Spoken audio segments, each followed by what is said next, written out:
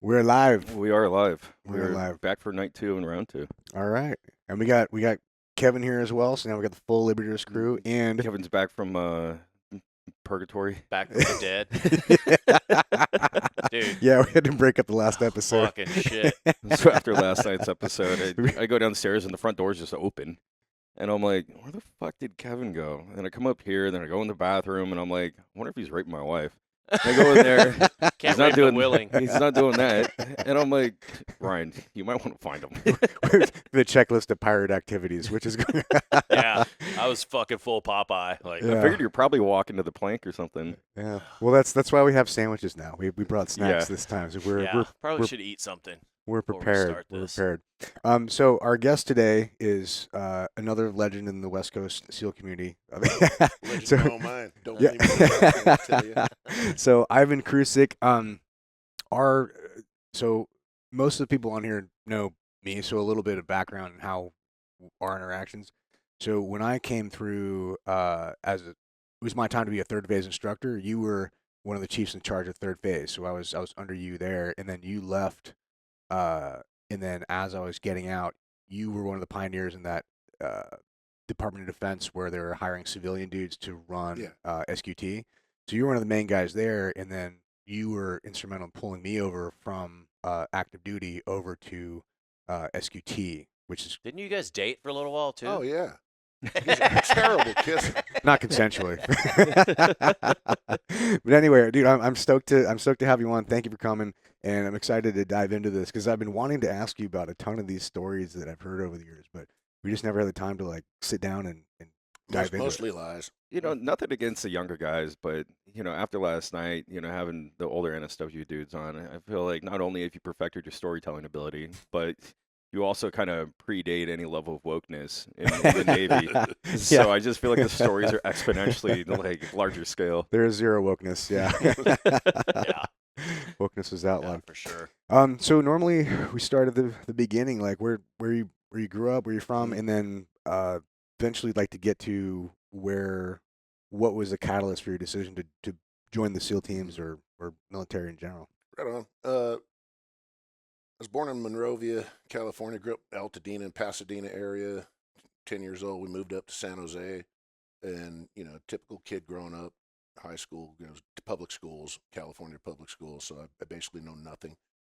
What it boils down to is, I decided I knew I'd be in the military in some form just because of my family's history. My dad was a Serb from Yugoslavia after World War II. He fought in the Diversant, who were Yugoslavian freedom fighters, fighting Hitler and all Oh, this wow, shit. He Damn. came to my Bud's graduation. Tom Steffens, who was the CO of Bud's at the time, chummed up to him real good. And my dad was like, well, you guys aren't hurting anybody. And he's like, what? Because like we'd crawl under barbed wire. And he said, well, we crawled under barbed wire. They were shooting us with machine guns. You asked for it, Tom. Nice. So long story short, it's just I always going to be in the military growing up. So it's the path I chose, and I ended up being able to do it. That's cool. So how long? So you chose the military, but what was it that drew you to the SEAL teams versus Oh, like this regular military? So when I was in high school, I had a buddy of mine was an emancipated minor. When he was 16, his parents kicked him out. So he's living in an apartment in San Jose with an older guy who was a military guy, a Navy guy. Right. So Todd was not like that, fucker. I knew what you're saying, but He did it for the uniform. The sea daddy. So anyway, Todd went on a cruise one time. No one. I didn't know what the hell that was. I'm like, hey, where's Todd? He's on a cruise. Whatever, fuck deployment. So he comes back, and we're all like, hey, Todd, oh, dude, 'cause he went to like, my brother was in the Navy, so he comes back, he's all these photos from Hong Kong and Horn and stuff. I'm like, oh, that's cool, dude. That's the Navy. I'm going to join the Navy, So Todd comes back, he's telling all these stories. He goes, oh, but there's these guys on the ship, and they were called SEALs. I'm like, SEALs? Sounds kind of Yeah, gay. I'm like, yeah, I'm like, what do they do? He said, well, they don't really do anything. They hung around. They just suntan all day. They hang out. They eat a lot of food, but every night they leave in helicopters, and they come back like 4 or 5 days later. They say We don't know SEAL what they stands did. for sleep, eat, and lay around. Exactly. And he told me that story, and I'm like, SEALs? I never even didn't know what the hell it was. So fast forward two years later, I'm at the military recruiting office, and I'm qualified to be a nuclear machinist mate because I took the nuke test and I passed it. And they're like, oh, and the recruiters love nuke guys. So I'm sitting about to sign my paperwork. I look up, and there's that poster of Scott Holloway doing cast and recovery. And I'm like, what's that? He goes, those are SEALs. And I'm like, I've heard of that. He's like, you can't do that. I'm like, what do you mean I can't do that? Well, it's not a guaranteed program, and you're going to be a nuke. And I'm like, no, I want to do that. Yeah, that sounds way They're cooler. like, well, you got to be able to swim. I said, yeah, I was a competitive swimmer my whole freaking life. I swam in college. I can do that. Yeah. They're like, no. So pick an A school. So I chose Corman because, I'm supposed to take care of myself if I get hurt. You just like touching dicks. Yeah, you know it, man. Oh, pecker checker, man. I'm good at Why that do Navy shit. recruiters always talk guys that are going to buds? Uh, Does it hurt their quota? Well, because most guys that are going to go to Buzz aren't going to make it. Right. And so when you guys say, yeah, I want to do that, then no, because they want you in something that they're going to, I put this guy in that. Yeah. The nuke quotas are It's hard hard to as those are fuck. hard to get. Yeah. It's hard to fill those. They were yeah. trying to talk me into doing that shit too. I don't know how the fuck I made high enough on my ASVAB to fucking do that shit. I mean, he but- was just talking Because about the his California not really education. that fucking hard, dude. Seriously. yeah. Yeah. It's a lot of common Like sense Christmas stuff. tree. Unfold the trees box on in the your thing. head. Yeah. Are you retarded? Yeah. No. Yes. I literally folded up my paper when I did that. I'm like, all right, it goes like this. Pizza box? So and then they gave you a little bit of challenge for it, but they gave it to you. Oh, yeah. Because they can't. I mean, it's I'm not going to join if I'm not going to do Right, that. yeah. Because I knew I could make it eventually. Mhm. And Nice.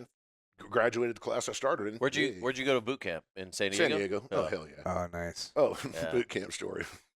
So I'm on the airplane coming down. It was like, oh, never volunteer, blah, blah, blah. I'm talking to this chick. It was a nice girl, she's great. I'm going to be in the Navy, and she gave me her number and shit. And so I'm thinking I'm all smooth with this chick. So this will come up later. So I get down to boot camp, right?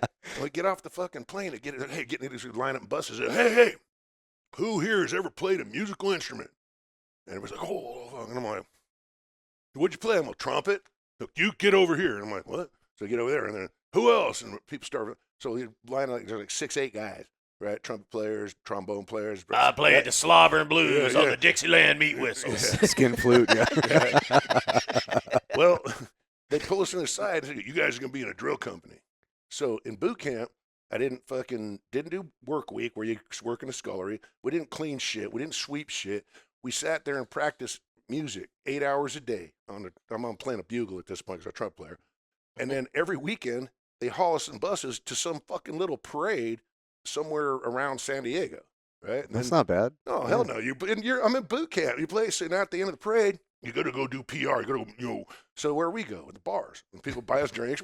Holy shit. We're all fucking Is shit. it boot camp? Boot camp. What Going the back. fuck? This steel thing's starting off great. Yeah. Walk into waterfront, just play taps. So it's like, Went to the wrong boot camp. well, I'm telling you, Fuck. you should have played slobber and blues in the Dixieland Week Whistle, dude. I'm telling you. I actually played the trumpet too. Yeah, well, so you should have told him. I thought it was a rusty trombone you played. That too. Only on correlates. Thursdays. But yeah, that shit got me fucking. I didn't have to do shit in boot camp, and so I'm like, this is great. So I'm volunteering to go to like short. What do they call it? Short patrol? No, short tour. Oh, Boot camp short tours where you get a lot of trouble. So they send it. They're going to hammer me. I'm like, hey, I want to go to that. Because I'm trying to go to Buds, Yeah. I want to go to short tour. You can't. You need to get in trouble. What do I need to do? We need to fall asleep on watch. Hey, can I have watch Perfect. tonight? I'm like, sitting on so they finally let me go, and I'm like, this isn't even that bad. So, they had no way to work out before Buds at that point. So It was hard to luckily, work out in boot camp. because I was yeah. a corpsman when I graduated from boot camp, they sent me to the Buds area, and I worked at the freaking clinic right there across the street from Buds. So for 6 months while I was waiting for my Buds Is that where class Corpsman before- School went to? No, Corpsman School was at Balboa. Oh, okay. So Yeah. you were in San Diego the whole time. Yeah, for my whole freaking. Oh, yeah. nice. I'm from Nice. California. I saying, yeah. Oh, yeah, Chicago, Burr. And So I I'm going remember there. what year was this? 83. Okay, because I remember when we were coming in, the poster on the wall was of Jesse Ventura back before he went super fucking weirdo. But it was dope. Hey, what's up, man? All right, we got What up, Billy? I made it back. Yeah. Brother, how you doing? Good to see you guys. I'm gonna let you guys keep going, man. I'm just gonna sit over here like a fly in wall. Yeah, man. Yeah, pull up a chair. why are you laying spread eagle? Easy, easy That's there, the big smallest number. fella. The angry inch. So we don't have any. I don't know if the audio will pick it up, but There's decent audio on that camera okay. right there. There's a shotgun mic. okay. If you have any good one-liners, you're gonna have to yell. Okay. All right. So we're. You talking about Jesse Ventura? Yeah, Jesse posters Ventura and was on the shit? posters. Yeah, back when he was cool. But I don't remember. Jesse wasn't that cool. Well, what was Yeah, the? did What was you the know one poster the dude was coming out of the fucking water? That was Jesse Ventura. Was it? Yeah. I thought it was somebody else. Oh, and then there was that one guy from Team One that was on it for a while, I think too. But before that, it was Jesse Ventura. Huh. I think. There's a couple dudes though. Well, I'm sure somebody will straighten us out. Yeah. Like, that was Jesse Ventura. Hey, that's 9 miles away. Maybe 20 team guys telling that Yeah. was me, bro. The 3 people that are going to listen to the show are going to be like, You have 3 listeners. Fuck, that's great. well, it'll be us 3. Yeah. Still don't know. And Billy's already claiming it's him. It's fucking me. Yeah. All right, cool. So you went to, and then how'd Buds go for you? Buds, it was graduate class I started. It was typical Buds. I can't remember much of it, you know. That things have. There's some pain, some heartache, some crying, some laughing. What Bud's class is this? 128. Okay. Dang, dude. Damn. Fuck, easy, fellas. It was the last hard Buds class. Actually, the first and last hard Buds class. Everything else was the cakewalk. They dialed it into that one. They said, we can't do this again to anybody. Well, how was it back then? Because I know our class was like 155 dudes, and then we had 14 originals from there. Yeah. And yours was probably similar. Like 7 graduate my Yeah, class. same. I didn't even graduate my I original think we class. started like 96 or so right around 100 and graduated, I think 12 originals. Dang. Yeah. We had 16 total graduates and rollbacks from other classes. And some guy stole my gloves. Rollback fucker, give him my room. No way. Stay in the West Coast. Those fucking Roll rollbacks. back. Roll back. Piece of shit. And then you were West Coast the whole time? Mm. Oh, where'd you go after that? I left, so when you do your dream sheet at Bud's, right, because I'm from California, didn't really spend any time out of California my whole life. I'm thinking, hey, SEALs from California, this would be great. Well, so my dream was 1, 3, or 1, 5, 3, because 3 was just forming up, so nobody knew about it. And, you know, but no SDVs, just a SEAL team that's not on the East Coast. No SDVs. I got SDV 2. West Coast. You're fucking Oh my SDV. God. Tommy Thompson was the other corpsman in my class, and he went SDV West, and I went SDV East. Oh man. And he's from the East Coast. I'm like, you motherfucker. How big you were at the time? You fit in one of those things? Dude, I was a little guy when I graduated Buds. I mean, fuck, probably like 180 something pounds. Oh, lean and tight. I was at 185 when I graduated too. Yeah. It's a lot easier to run when you're lighter. That was the one thing I was really good at, Buds. Not running. You were probably really good at the O course too. I was good at the O course and swimming, and then running was like, this is gonna suck. Yeah. Always in the goon squad. I sucked at everything except Oh, running. yeah. Running I was okay. Yeah. I was okay at. Our last 4 mile time run in the first phase, I hadn't passed one run, right? Back then, you just, you know, so I'm fucking running. Chief Tullis, Ray Tullis I'll never forget him, the funniest dude in the world. He's running, God damn it, Krusic, you gotta run fast. I'm running my ass off. He gets running fast. He's at 31:58. Ooh. 31, and I'm fucking running, so 31:50. 9. That's cool. He's come to my room at night, but wake me up and tell me stories. Hey, I'm going to use this one. Because after he was the first phase, we're in the second phase, he'd come wake me up. I'm going to use this one of these guys tomorrow. Is this funny? He'd turn me a check. He's like, Oh, that's great.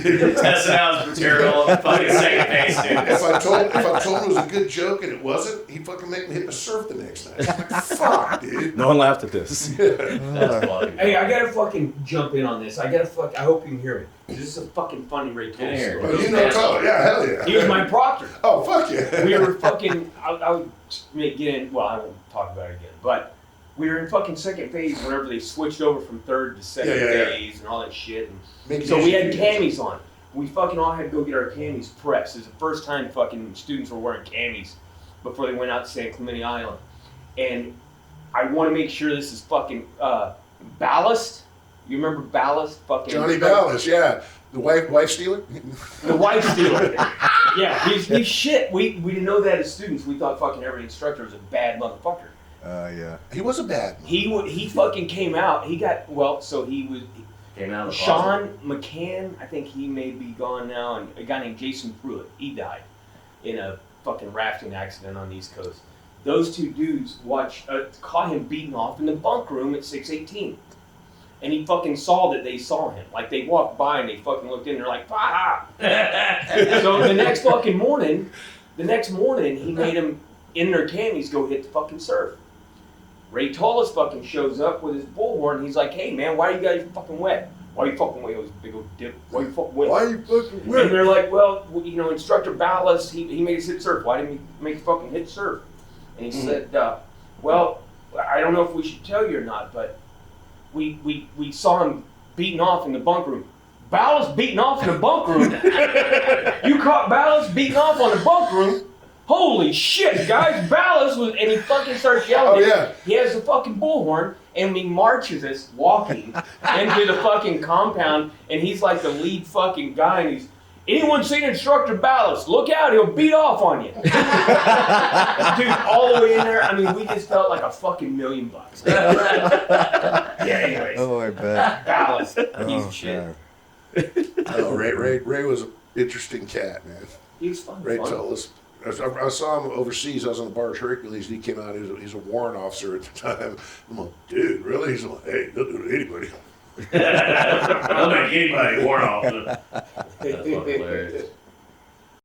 So you're a fucking SDV guy, huh? Yeah, you betcha. Well, All right, let's cut Again. this interview short. I was a corpsman. They never even fucking sent me to SUV school. 'Cause they were starting to stand up the dry deck shelter, right? So they put me in this big medical pool. There's all these fucking Navy divers and shit. So my first command was SDV. Supposed to be there 5 years, 2.5 years, dude. Because I'm like, look, I'm never going to deploy as a SEAL in this fucking place. I'd like to be a SEAL, and this shit ain't going to work. And I'm not that good at corpsman. And I just got done with the thing. So just let me go. I want to transfer commands. Yeah. And so they did. Oh, That's that's cool. And I went to Team 2, yeah. And I stayed at Team 2 for almost 10 years. I love that. Oh, shit. That was a great command. How'd you fit in on the East Coast? I hear that there's quite the dichotomy between the West Coast and the East Coast. Well, yes and no. Yeah. I mean, it's like when you go there, you're going to kind of fit in unless you're a douche. Because, everybody, all the guys are the same. They're just driven by different things depending on your geography. Right. Because wherever you're at in the world, it's going to be different, right? So West Coast is always going to be weather-wise better than the East Coast. And the East Coast, well, I don't know why it's better than the West Coast, but It's not. there's really nothing. The guys are the guys, though. So you're able to put up with that kind of shit and fucking make the best of it. Because I had some of the best time. Like, there's a guy named Mark Lee, God rest his soul, passed away. He was a freaking phenomenal freaking guy. The team guy. He got shot in a kill house. He was at Dam Neck, so they sent him to SDV Team 2 to recover, Well, by one of his own guys, by the way. Jesus. And it was like in the back of the train. I'm double trouble. I got shot and I have to go to SDV. So that's how Devereaux let you cool off back in the day. They sent you SDVs for a while, and they're like, "Fuck, I got to go back to the shit." So he comes there, and so I got to know Mark really well, So when I reenlisted, I bought a Corvette because that's what you do when you get your $10,000 reenlistment bonus. Oh yeah, blow it immediately. Yeah, you go buy a Corvette. Corvettes and strippers, dude. Your Corvette, you throw a big party down at Portside or JB's where the freaking chicks are dancing in bikinis. Yeah. Ring the bell. Yeah. Anyway, so Mark was a great guy, and I forget where I was going with all that, but So you got sent to Team 2. oh yeah. So at Team 2, it was a different thing than the whole SDV thing. The SDV thing was great for me, because I was there, but I wasn't an SDV pilot, so I wouldn't like ever fit into a platoon properly. Mm-hmm. And at that time, because the dry deck shelter was just standing up, it wasn't. They were not eager to let me go to SDV school, so they got to transfer me to Team 2. Okay. That's which cool. worked out good. Yeah. I heard a story about you that I never asked you, but weren't you supposed to be one of the first guys fighting in the UFC? Not the first guys fighting UFC. I met Oleg Taktarov after he won UFC 10, and I followed it. I followed fighting a lot growing up and stuff like that. And then I got into the combat fighting course when Jerry Peterson started SCARS and stuff. Oh, yeah. So when the center started Stars. combat fighting, Special Combat Aggressive Reactionary System. I went to the 40-hour SCARS course. Was that after SAFTA or before SAFTA? Before SAFTA. Before. SAFTA. Yeah. And actually, SAFTA was what Lou Hicks started. It was SCARS, but he called it SAFTA so he could beat the copyright and teach civilians how to Market fight it. like No SEALs. shit. Didn't I heard they wanted you to go in and you're all set to, but then they wanted you to compete or fight in Oh, yeah, UDT yeah. shorts or something, and you're Yeah, like, no, I was working with Oleg, and he's trying to get me. There was a guy, I think I forgot his name, Huggins or something like that. Was like the talent coordinator for UFC stuff, and it was I don't know what. I don't get all involved in the whole thing. I try to get into. I'm like, yeah, I'll go fight with those guys, whatever. Yeah. But you know, they said, oh, you go to I'm like, whatever, Sure, man. I'll you go know? be a Navy SEAL. So, but then they're like, hey, those guys. they're like, so when you come in, we're gonna have you fucking wear shorts. We'll put a big trident on your ass. I'm like, dude, that's gotta be a big trident, especially nowadays. But I'm like, fuck, you know, I can't do that because right when it was starting to get, you know, lathering, exciting for team guys who want to do it, a guy named Ranger Tom fought Mark Kerr in the UFC, and Ranger Tom, he wasn't. I don't think he was a ranger. I think he was a support guy at a battalion. But man, it was the shortest fight in UFC history. Oh, He tried to shoot a double leg on one of the best college wrestlers, and when Mark Curtis caught him with the knee coming in, dropped him right on his face. ooh, yeah. And so the next Monday morning, General Schumacher, who was the SOCOM at the time, sent out that SOCOM, and people can't do combat boxing or pay-per-view events, blah blah blah. Yeah, that's a So- lot of weight too. If you go in there and you're carrying the weight of the whole Especially with the community. name like Ranger Tom. Yeah, Yeah. like, ooh, Yeah, right. Ranger and Tom. you're- Oh, that's not Ground pretty. control.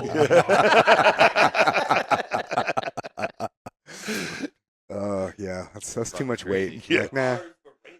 Yeah, that's the whole thing. I wasn't going to support the community. I wanted to go in and see if I could beat some guys. Yeah, You know, okay, you it's go like- and fight and lose on your own. It's like, Yeah, yeah, whatever. but whatever. You go and fight and lose and represent the whole community. Like, oh Yeah. my god, Yeah. near the end of Well, that. that's But the see, whole thing, here's the thing about the teams, though. That story has now morphed into shit. Like I've had 142 professional fights.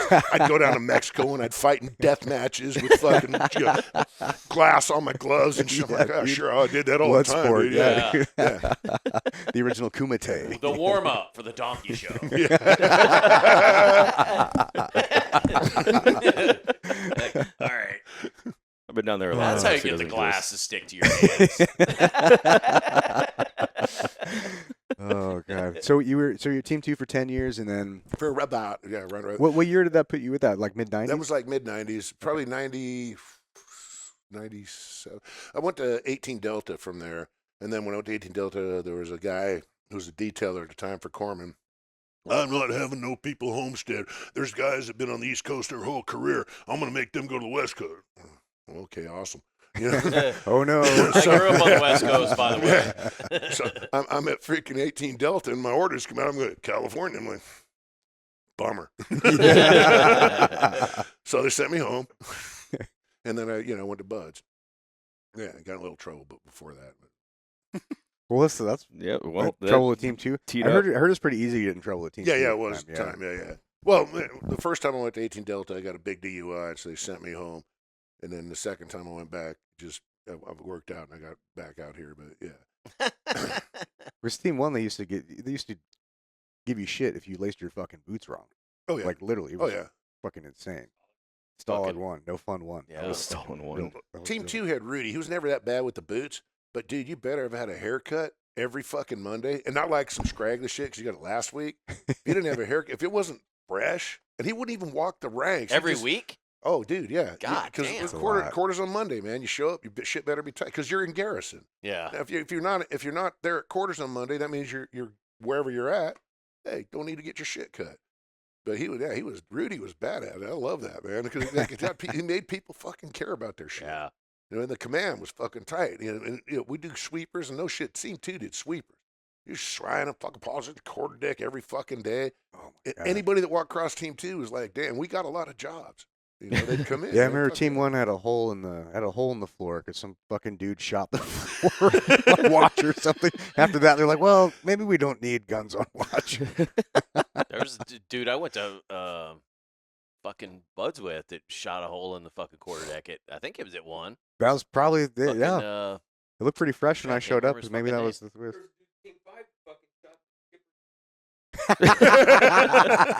But that was on intentional. purpose? Yeah, yeah. Yeah. Oops. On You remember? purpose. You remember the guard shacks when the guard shacks were first put in on the West Coast there, and they were all bright and shiny new, and then a few years later, it looked like they were fucking in a IED blast. Oh, yeah. They were all bullet holes but they're from the fucking inside. Yeah. Because Yeah. they're all these ADs. Yep. Guys just sitting there with a shotgun or a gun fucking around, just accidentally You're blast. bored as hell. There's no one coming in the gate Oh. at 3 o'clock in the draw! morning. And you were liquored up when you got to watch, and now you're not. You're bored, so Yeah. you do some quick draws. But Starting to get hung over. Dude, it was so because you could tell like some were like a shotgun blast, some were like a 45, some were not. Like it was a variety. Beanbag round. No, I didn't even know nothing about the Phantom until I Phantom. got to first phase, and when I came here in '93. Yeah, I read up, oh, hello, and I'm like, what the hell? You were yeah. first That's phase right. instructor in '93. Yeah. Fuck. Oh, well, for about 6 months, but then there's some shit that followed me. They made it because I couldn't be in front of students because I had potentially a thing happening. That sounds interesting. Yeah, well, it was in one of my marriages that I may or may not have committed some insurance fraud to get rid of this truck that I freaking ran because her fucking uncle was like, yeah, I could get rid of this Oh truck well, for you. I had to check on this. The statute of limitations on that is 7 years. No, it's Pretty already sure. it's already done. Yeah, it's No, got- I've already, it's all adjudicated, man. They can't get me for this. I paid it back. So tell me about this because I've given this some serious thought in the past. Don't but- do it. Yeah. Bad idea, dude. I got to tell you. Yeah. And I thought it was perfect too. No. So tell us about that. What No, long happened? story short, I had a fucking truck, big lifted fucking Blazer, and I need to get rid of it. I couldn't, well, at the time the wife's like, "You gotta get this truck." Hey, so I'm going down to Texas, go to 18 Delta Was the she second in it? time, right? I wish. Took her to the railroad station. Yeah. So long story short, I ended up fucking chopping the truck, getting it in there. I got in trouble Train for station. it because when I ended up divorcing this fine lady, she ratted me out and told on me and her uncle. So he went to prison. No way. Yeah. Dang. God damn. Yeah, it was Scandalous. well, he was there's like this big auto theft ring that he was involved in or something that they try to put on me. And I'm like, no, I'm a dude in the military. I gave a guy a truck to chop. Don't let me put this shit on me. 'Cause they're all like second, third termers. They go to jail for a long time. Yeah. Yeah, they're gonna let me cut. I'll catch it and then I'll fucking no, fuck you guys. So, Yeah. So yeah, that didn't work out for them. Didn't work out for me. It cost me a lot of money. But So is the So only they said reason you got caught is because she Oh, ended ratted up me out. Oh, yeah. diming you all out? Other than that, you would have been good. I wouldn't say so. No. There was a lot of investigating that went on before. Just because if you put an insurance claim in for a fairly high, like if you let's say that their white ATS out front all of a sudden gets stolen. Yeah, yeah. You put a false insurance, they're gonna because a high dollar vehicle is gonna attract a lot of attention and call a lot of shit. Right, right. So, Yeah. Insurance investigates a lot better than the police do. yeah. Yeah. They give a A shit. lot more Yeah. vested interest. Yeah, They're like, exactly. Wait a minute. Yeah. Yeah. So I do not recommend insurance fraud as any way, shape, or form to make a dollar on anybody. So they, For anybody. Take because notes of on all Yeah, that no shit, shit. they said you couldn't be a fucking first phase instructor. Because because they were trying to administratively discharge me from the Navy when I got to see this was Oh. already taken care of at 18 Delta before I left. The Army had adjudicated this already done deal. I mean I was freaking basically smug. I'm done. I had to pay a bunch of money and shit. So it was clear when I get to Buds. So you had to But- sell the Oh Corvette. yeah. No, I already wrecked that years ago, dude. See, you're 10 years behind the times here. That's 3 insurance frauds later. Probably a motorcycle or 2 in the time, too. That was the first reenlistment. That's long Yeah. gone. Nice. Sweet. Okay, so we got that, and then so that brought you to. So you were only instructing at first phase for 6 months, and then where'd you go after that? West Coast? Oh, team? no, I went to, no, fuck no. They made me fucking, I was a corpsman at SDV school. I'm like, oh, hey, back to my alma mater. Hey, SDVs. You had to woo! go back to You know, STVs. yeah. Oh god. But So that was in San Diego. Yeah, then, but though. it was cool because I met fucking It's Doug the old Doty. SQT Doug Doty's a SQT great building. guy. Oh, He was- so he was- SDV one. Yeah. Okay. Yeah, SDV. Well, it was SDV school at the Well, the time. schoolhouse. It Oh, was, that's right. It's the old the S211, the building. The SQT Yeah. building, yeah. It's full circle. yeah. Fuck yeah, man. Life Yeah. is funny, huh? Yeah. That's funny. Man. Yeah, that's the way it works out sometimes. Is there you more know? beer in that fridge? Plenty of. Beer break. We have our producer and guest. Sweet. So we got that, and then so you did the rest of the couple years there, Yeah, yeah. and then Twist T. Well, I did a Yeah. rest of time there, and then I transferred to Team 3. okay. And you stayed the West Coast the rest of the time after that. Yeah. Okay. Because why go back to the East Coast? Thanks, buddy. Yeah, good point. Well, unless you're a damn neck, I don't know why anybody would be on the East Yeah, Coast. exactly. I know. I got beat up in Virginia Beach one time when I was going through Blackwater program by a bunch of fucking squids because my buddy was hitting on one of his sisters, and we were all toasted up. And the thing is, too, is it almost kind of reminds me of the story last night where it was me and my buddy were in this bar, and my one buddy were in snipers program together, and there was like 10 of us that took like the T&P van from Moyoc, and they're all just diesel dudes, a bunch of Rangers, a bunch of SEALs, all this shit. And so this guy comes up to my buddy, he's like, "Hey, bro, that's my sister." And he's like, "Yeah, well, she wants to suck my dick." And he's like, "What?" He's like, wait, she's sucking mine. Pushes him. And I don't know why, like, I instigated it, and I just, like, push my buddy out of the way and just come over with a haymaker and clean him. And it ends up getting broken up. He gets knocked out, and so they take him outside, and they all leave. And so we're like, damn, where'd everybody go? We're like, all right, well, let's go meet him at this other bar because I shot him a text. And as soon as me and Mikey come out of that bar, there's like 10 of them out there waiting for us. And I'm like, fuck, here we go. I'm like, all right. And so we all jump into this fight. My buddy gets scrapped out of his Chuck Taylors. And I'm getting dinged up and kicked in the ribs pretty good. And so I ended up like taking off. I was like, yo, Mikey, let's go. And he's running, but then he's like, fuck, my shoe. And he looks back, and the other 10 dudes are sitting there in a circle around his Chuck Taylor. And he's like, fuck. And he runs back in, and they all just start decking him again. He's like, I'm good. I'm just getting my shoe now. And they're like, yeah. And just keep on, like, decking him again. And so then we get back to the bar, and everyone's like, what the fuck happened to you guys? And we're like, where were you? Like, fuck you, dude. We could have handled some business if you guys were there. So then we ended up sleeping in the van that night because every hotel in Virginia Beach is absolutely fucking horrid. And so then the next day we drive back to Moyoc, and we had to go through their combatives program. And I ended up with like 2 cracked ribs and wearing sunglasses inside because it's pretty easy to get kicked out of that program. And they're like, all right, Betts, come up here. I'm going to show you how to do this arm bar. And I'm like, oh, no. And I'm like crying underneath my sunglasses.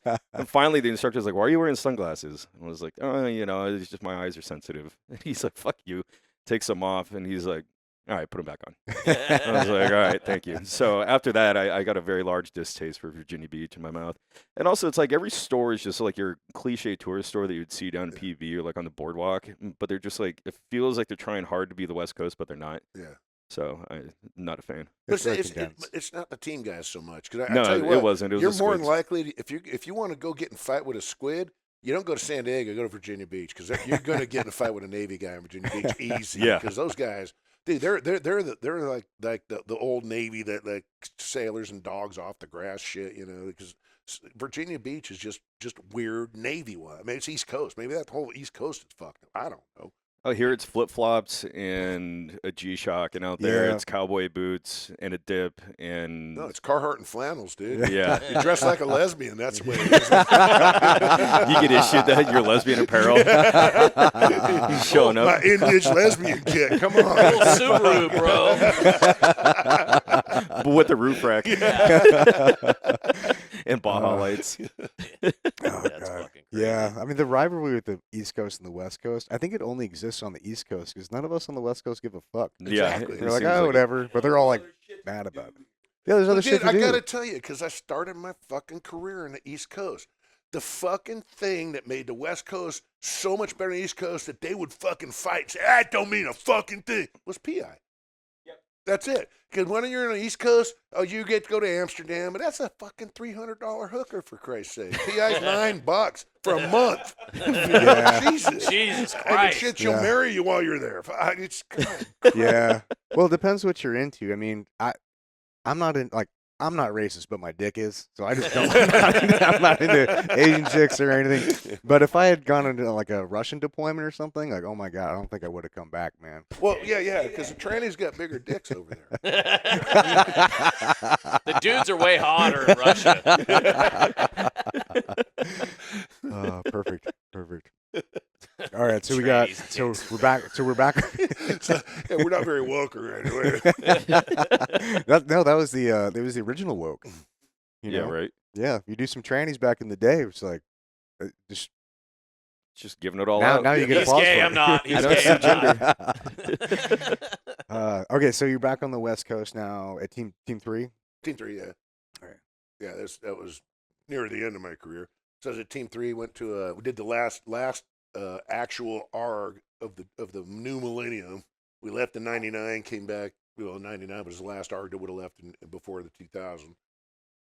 Damn. And, it was fucking ARG Alpha? man. Fuck yeah, baby. Fuck that. ARG Alpha on the USS Ogden, baby. Woo. But with my platoon, we got sent out. We did a lot of shipboarding. So we were boarding the oil smugglers. So while we were out there, then fucking Damnick shows up, and they're going to start taking on some of the officers. There was nothing going on in the world at that point, right? This is '99. Yeah. When Clinton lied, no one died. So Yeah. well, we're freaking we're just taking down these embargoed oil shit, right? So Damnick comes out. That was the dope thing to do back then. Oh yeah, it was the only Yeah. thing. It was the only thing. People were like fighting I to said, do we're that. on ARG Alpha, and we got Damnick rolling in to take our ops. Yeah. Because it's the only shit going on. And Yeah. so another SEAL Team 3 platoon was in the area. They come up from Bahrain because they were the SWA platoon. They're going to come up from Bahrain and get in on this too. And we're just like, and we're working every night. We're like, dude, you guys are fucking up our action. Well, the other SEAL team, sorry about that.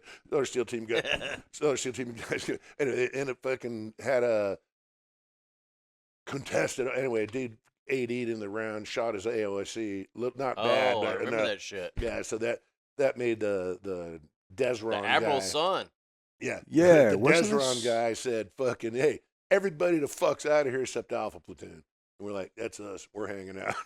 So we just did takedown after takedown for about a month. I remember hearing about We that. had yeah. my OIC, fucking Hennessy, had the wherewithal.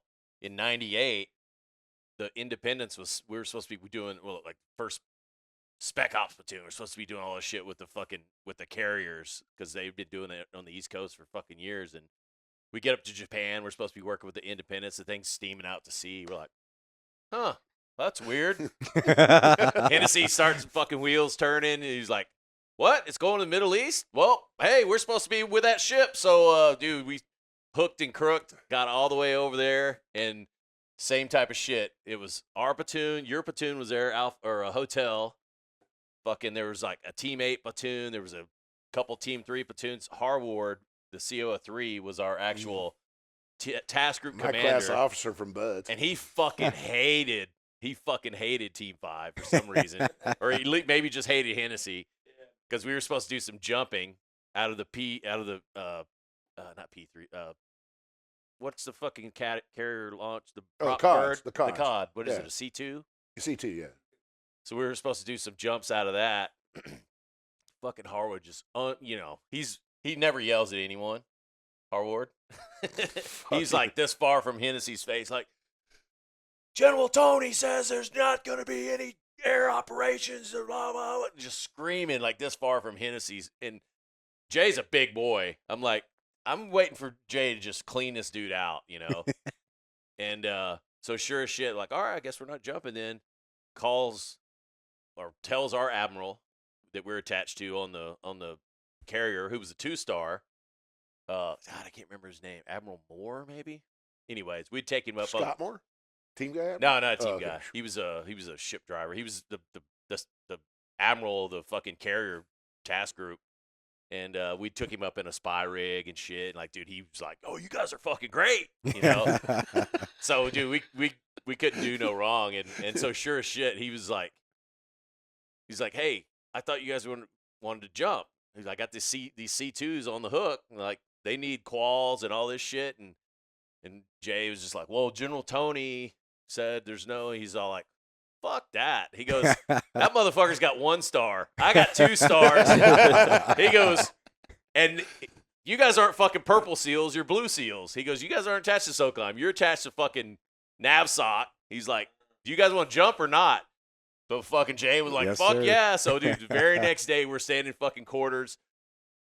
Harwood's going around like, all right, what's everybody doing today? Jay's sitting there like trying hard not to fucking start laughing. And he's like, we're doing parachute operations in the Udare Range area. And fucking Harwood's like, very well. Because somebody already dressed this shit down, dude. It was like, and then the motherfucker has the gall to fucking come up and ask, we got an extra fucking rig. Really? Yeah. Oh, Hennessy's God. like, yeah, no. That's such Sorry, that's sir. such a team guy thing to do. Oh, yeah. Yeah. Dude, all right. I got to fucking stop. We can't talk shit about Bobby Harwood. A lot of people have a bad idea about him for whatever reason. I love that guy. That dude, that dude's fucking. He's my class officer in Buds. I always thought he was a badass just because he had a he's- fucking scar on his face. Dude, Like, he was knifed in Iran when he was a baby or something to get that scar. You know, it's like, fuck, dude. Yeah, his dad was a diplomat, right? So yeah, he grew up hard. He's a badass, dude. Don't people. He does. He I overreacts heard he to got things. it on He does like a things. midshipman cruise. No, seriously. Yeah. That's No, seriously. Yeah, it was probably that hooker he met at a. Oh wait, That's what you get for $9, dude. Stamp it. $9. nah, but I love Bobby. Right? So we got in that big Retired fight. vice admiral, right? Yeah, I think it was 2-star or 3-star. 3 stars? Whatever. Yeah. Well, he's a great guy. Still talk to him occasionally, once in a while. Not as often as should, but shit is what it is. Team guys. Yeah. Oh yeah, we're not talking shit. We haven't yet begun to talk shit. Yeah. No, it's not, no, I'm not talking shit. I was trying to think about what I was saying. No, Bobby, dude. He. Okay, so when I was still active duty at the time, as chief of platoon, we go up to St. Louis Obispo. Right. So we go up there to hang out. We're gonna do this a full platoon command deployment at St. Louis business prior to the original command deployments or whatever fucking Force 21 or whatever. I Like don't full know. mission profile shit. See, okay, now I can say a lot of stuff like Force 21 make all these shit, but I don't even know what the fuck I'm talking about because sometimes there's so many acronyms out there. I don't know what the hell's going on. It's like, dude, what do I need to do? I need to get a bunch of guys from here to there and kill a bunch of people. Got it. Yeah. Right. That's easy to do. Simplify Don't make me start making. Okay, we're gonna do a PLO and a blah blah blah and a blah. 96-hour planning cycle. 47 different acronyms to do what? Yeah. Tell me how you're gonna shoot that guy. Got it. So I forgot where I was going with that too. San San Luis Luis Obispo. Oh Obispo. yeah. Okay, so we go in. It's our only day of liberty because when SEAL Team 3 at the time wasn't known as the Liberty Team. We didn't get a lot of time off, because we were driven to do shit. So we go up there, we do this whole fucking command deployment up there, doing all crap.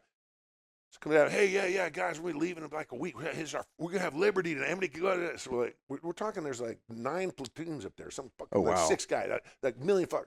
So we're like, yeah, That's a lot of dudes. We said, let's go to St. Louis Obispo and have, get some coffee. Great, yeah. So, Totally. so That's so easy. everybody goes to the fucking Irish pub at the top of the when you first come to St. Louis Obispo, the Irish pub. So we're hanging out and everybody's drinking. We're having a good time. Everybody's getting liquored up. We're like, yeah, man, we want to go somewhere and have some fun, man. Everybody wants to get off, get loose. Where should we go? So, there's a lot of great places in town. Whatever you do, don't go to the library. We're like, huh. Check. Where you guys going? Library. Absolutely. So we rolled down there. Me, Turner, and Pinsky were getting some money out of the ATM. Everybody rolls in there, walk in there, mind our own business, and didn't do nothing. Dude comes walking down, little bitty guy, walking down the aisle, and I'm like, so I got to move out of the way, and he bumps into me. So I start pushing by his head in the middle of the car, right? There's a bouncer there. Right? So I walked in there, right? I'm sitting there, and I'm drinking a drink, and this guy looks at me, and I'm like, huh? And I'm like, drink my drink down. And he's I'm like, what? And so those guys moving around, right? So it starts getting dicey, and I'm like, oh, this is going to be. So next thing I know, fucking Gam McGee was a big UFC fighter at the time, spins me, gets me in a rear naked choke. That kind of started things. And then it went off, man. The dudes fighting, and I'm not getting into for detail, but dudes were pounded. I mean, it was the whole fucking place went batshit over a few fucking SEALs having drinks. Was this the first? Because there's been a few fights. Yeah, it was the first one. Yeah, it was. It was the big one. Yeah, 'cause 29 I remember. guys. I've heard this story a guys. bunch of times. This big fighting with Chuck Liddell's crew and a bunch of team guys. Yeah. I don't. It wasn't Chuck Liddell's crew. It was a bar in San Luis Obispo. Supposedly, all this rhetoric comes out afterwards. Can't say whether it was Chuck or not. Chuck, he wasn't there. I'd know Chuck Liddell if he was there. Well, I was talking with I think Ryan Parrott. I think he was in That was Team he, 7. he was in one of the later fights. That was the Scott Fox one. I think he personally got choked out by. Yeah. Chuck was there though. Yeah, he wasn't there for ours. Yeah. But see, who was there for ours was like every fireman in San Luis Obispo, every cop. The bar was just like off on team guys because dudes would be fighting. There'd be like 3 guys. It was crazy. So dudes are dropping their shit and trying to haul ass, but they're also trying to get their credit cards from the bar. It's like, fuck, bro. Bunch of people ass. The bartender's trying to do math, spraying water over the whole crowd. Quit it! Chad Cleaver comes running down. He's got his shirt tore off. He's coming. Fucking My Cleaver. chief is down. When Gammy grabbed me me. I tried to slip out, and it's like fucking tried to. Cause I didn't want to choke out because I wanted to pussy like that, right? And then I look up and I see I see a guy's hand coming. Gamma-Gee's trying to choke me. I'm like, oh God, don't hit me, dude. And dude, Gamma-Gee went away because got blasted hard by my boy. There you go. Good. Back on. Sorry Back in about action. that. Animation. Anyway, yeah, dude, it was a big night. So next thing I know, we're being all rounded up, taken down. We're down to jail in St. Louis, but 29 frogmen. I felt proud about that. Yeah, and the guy out there, the cop, he's like, "Hey, shut up! You guys can't talk." We're like, "Yeah." We're like, "What are you gonna do?" So they're sending like We do take us to they're jail. sending Navy vans full just to pick us up. Just get us out of there, right? And as the vans are leaving, there's cars leaving town, following the vans, trying to run us off the road and shit. No We're like, way. dude, oh yeah, it's like being in Somalia, dude. I'm like, dude, if there's any new kids in the van, they've never deployed, they're like, hey, this is what it's like, dude. Oh, these guys aren't shooting yet, but they're gonna because these dudes were fucking wrapped. They wanted to kill us. We're like, dude, we're just a bunch of dudes having fun in your town, man. So guys got their ass kicked. You started it. There's always been some Yeah. contention with that. I Dude. remember. Do you remember when you guys might have heard of it when the whole town got burned down, the Mount Village got burnt down up there? Oh, in Monterey. That was, yeah. That was my Fort platoon. Ord. That was Yeah. my platoon that did that. Oh. Yeah. So a little story behind that. So we were out there. Or there's two stories of this. So this is where a hazing turned into a hate crime. Got investigated by FBI. It was turned into us burning down the whole fucking Mount Village. Of course. So we were, I forget it was our first platoon or second platoon, but we were out there, and one of the dudes is like gonna haze one of the new guys, and so the dude's like, we're in the military, not barracks, but like the base housing kind of stuff. And so, but each guy had their own. I think there's two guys who split in a room, but it was like a hotel room basically. It had maid service and everything. Yeah. So dudes somehow got into the room. Because that was like DLI, right? Yeah. They were Yeah, saying the yeah, DI barracks. yeah. And so the dude wasn't there, so like, well, we're gonna fuck his room up. So they didn't break anything, but they like moved lamps and they turned his bed upside down. They're like, and then they wrote, here's where we fucked up. they took mace and they wrote fag on his mattress, which is, the guy's not gay. It's just he just wrote fag, whatever. But not gay, but willing to try. not that we know of. But anyway, so the maid comes in the next morning. Everybody's willing to try. Yeah. So May comes in the next morning, and she sees this thing. She thinks it's a fucking break-in. So she calls the base police. We found out about the story later Oh on my after God, dude. we're dissecting like how we were on our way back from. How could we possibly got into trouble for And this? there's smoke, and like you can see smoke on the freeway from the house. So we're figuring out how this all happened, and Oh we my tracked it back God. down. So the maid calls the base police, and the base police are like, "Oh, it's a break-in, but they wrote fag, so that's a hate crime." So they call the fucking FBI. So the FBI comes in, which happened to be like super close. I guess they're close there. So the FBI comes in. They're like, "Well, now this is a hate crime. Now we're investigating a hate crime." So that gets radioed up to our platoon, who's cleaning up brass. So I think I was, yeah, this is my first In platoon, I fucking think. So I was a Monterey. new guy. So we're up there cleaning up brass. And from my perspective, I didn't know all this. We're just cleaning up brass and hating life, like whatever, and bullshit and throwing stuff at each Luckily, y'all tied your shirts up like you do. other. Yeah, totally. That's exactly what I would have done. We're in short shorts and I would have came in there full gay status. UDT, tied up your head. yeah, strutting. So we're Couldn't have been them. Nothing to this- see here, gents. it'd be like Quentin Tarantino with the timelines here. So we're up there picking up brass, and all of a sudden you hear this pop, and then pop, and then boom. We're like, what the fuck is going on here? And then we see smoke. We're like, oh, what's going on? And then one of the other dudes comes in a truck and rolls up the street. He's like, get the fuck in. We got to get out of here. We're like, what the hell is going on, bro? So it turns out, so we had been told, hey, you guys got to get the fuck out of here. You got to leave because of this hate crime incident thing. So now everybody has like rushed to get out of there. But the dudes are like, well, we got all this fucking Smoke explosives. grenades and We got all these shit. smoke grenades. Like, what are we going to do with this? So typical team guys, they're popping them. But they're like, this is boring. So what are we going to do? We're going to put a bucket in the middle of this field, and we're just going to make a game of it and try to throw it in the bucket. Well, guess what's in the fucking field? Dry grass. Weird. So, of course, they miss the bucket, and they start this whole fucking This field team on won? fire.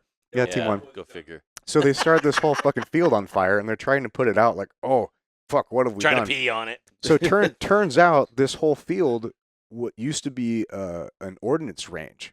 So it started on fire, and Fucking what we heard cooking off. popping, it was cooking off like Leftover duds. mortars, Hold over mortar rounds. mortars, ammo rounds, like all this Holy shit. shit, That's what dude. we heard, and we're like, oh shit. So that ended up fucking us just racking our shit, throwing into the vans, like getting the fuck out of here. Let's It was go. a 7-hour drive back.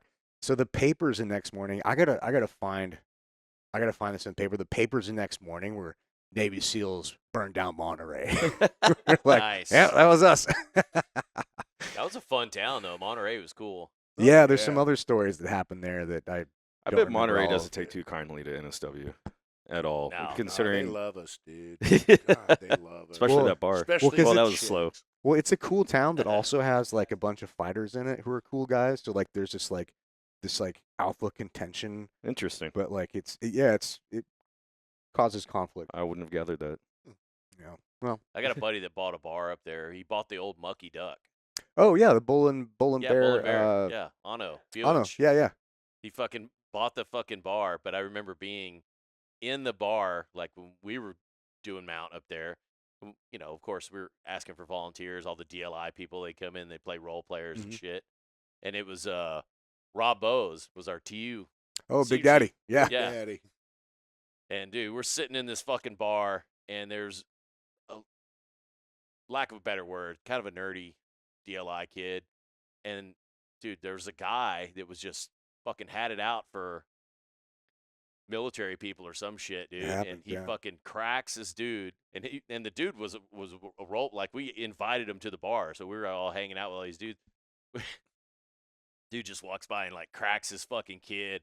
With the random guy cracks the nerdy military guy. Yeah, and he's walking towards us. We see it happen, and like, dude, there was like three of us, like me, Bose, and like somebody else. We just like grabbed this dude and just fucking put the fucking boots to this dude, like throw him out. What did he think was gonna happen? I know, I right? guess he didn't think that kid was with us. Yeah, Oh. probably It a was fair a whole assumption. group, and like the dude, like I think he'd been thrown out, and because he had his shirt off, Oh yeah. he'd been thrown out, and he's like pissed off, and He he was trying to pick walks on by somebody this and kid, saw like the- fucking tries yeah. to throw it, or he does throw a fucking left hook and hits his kid.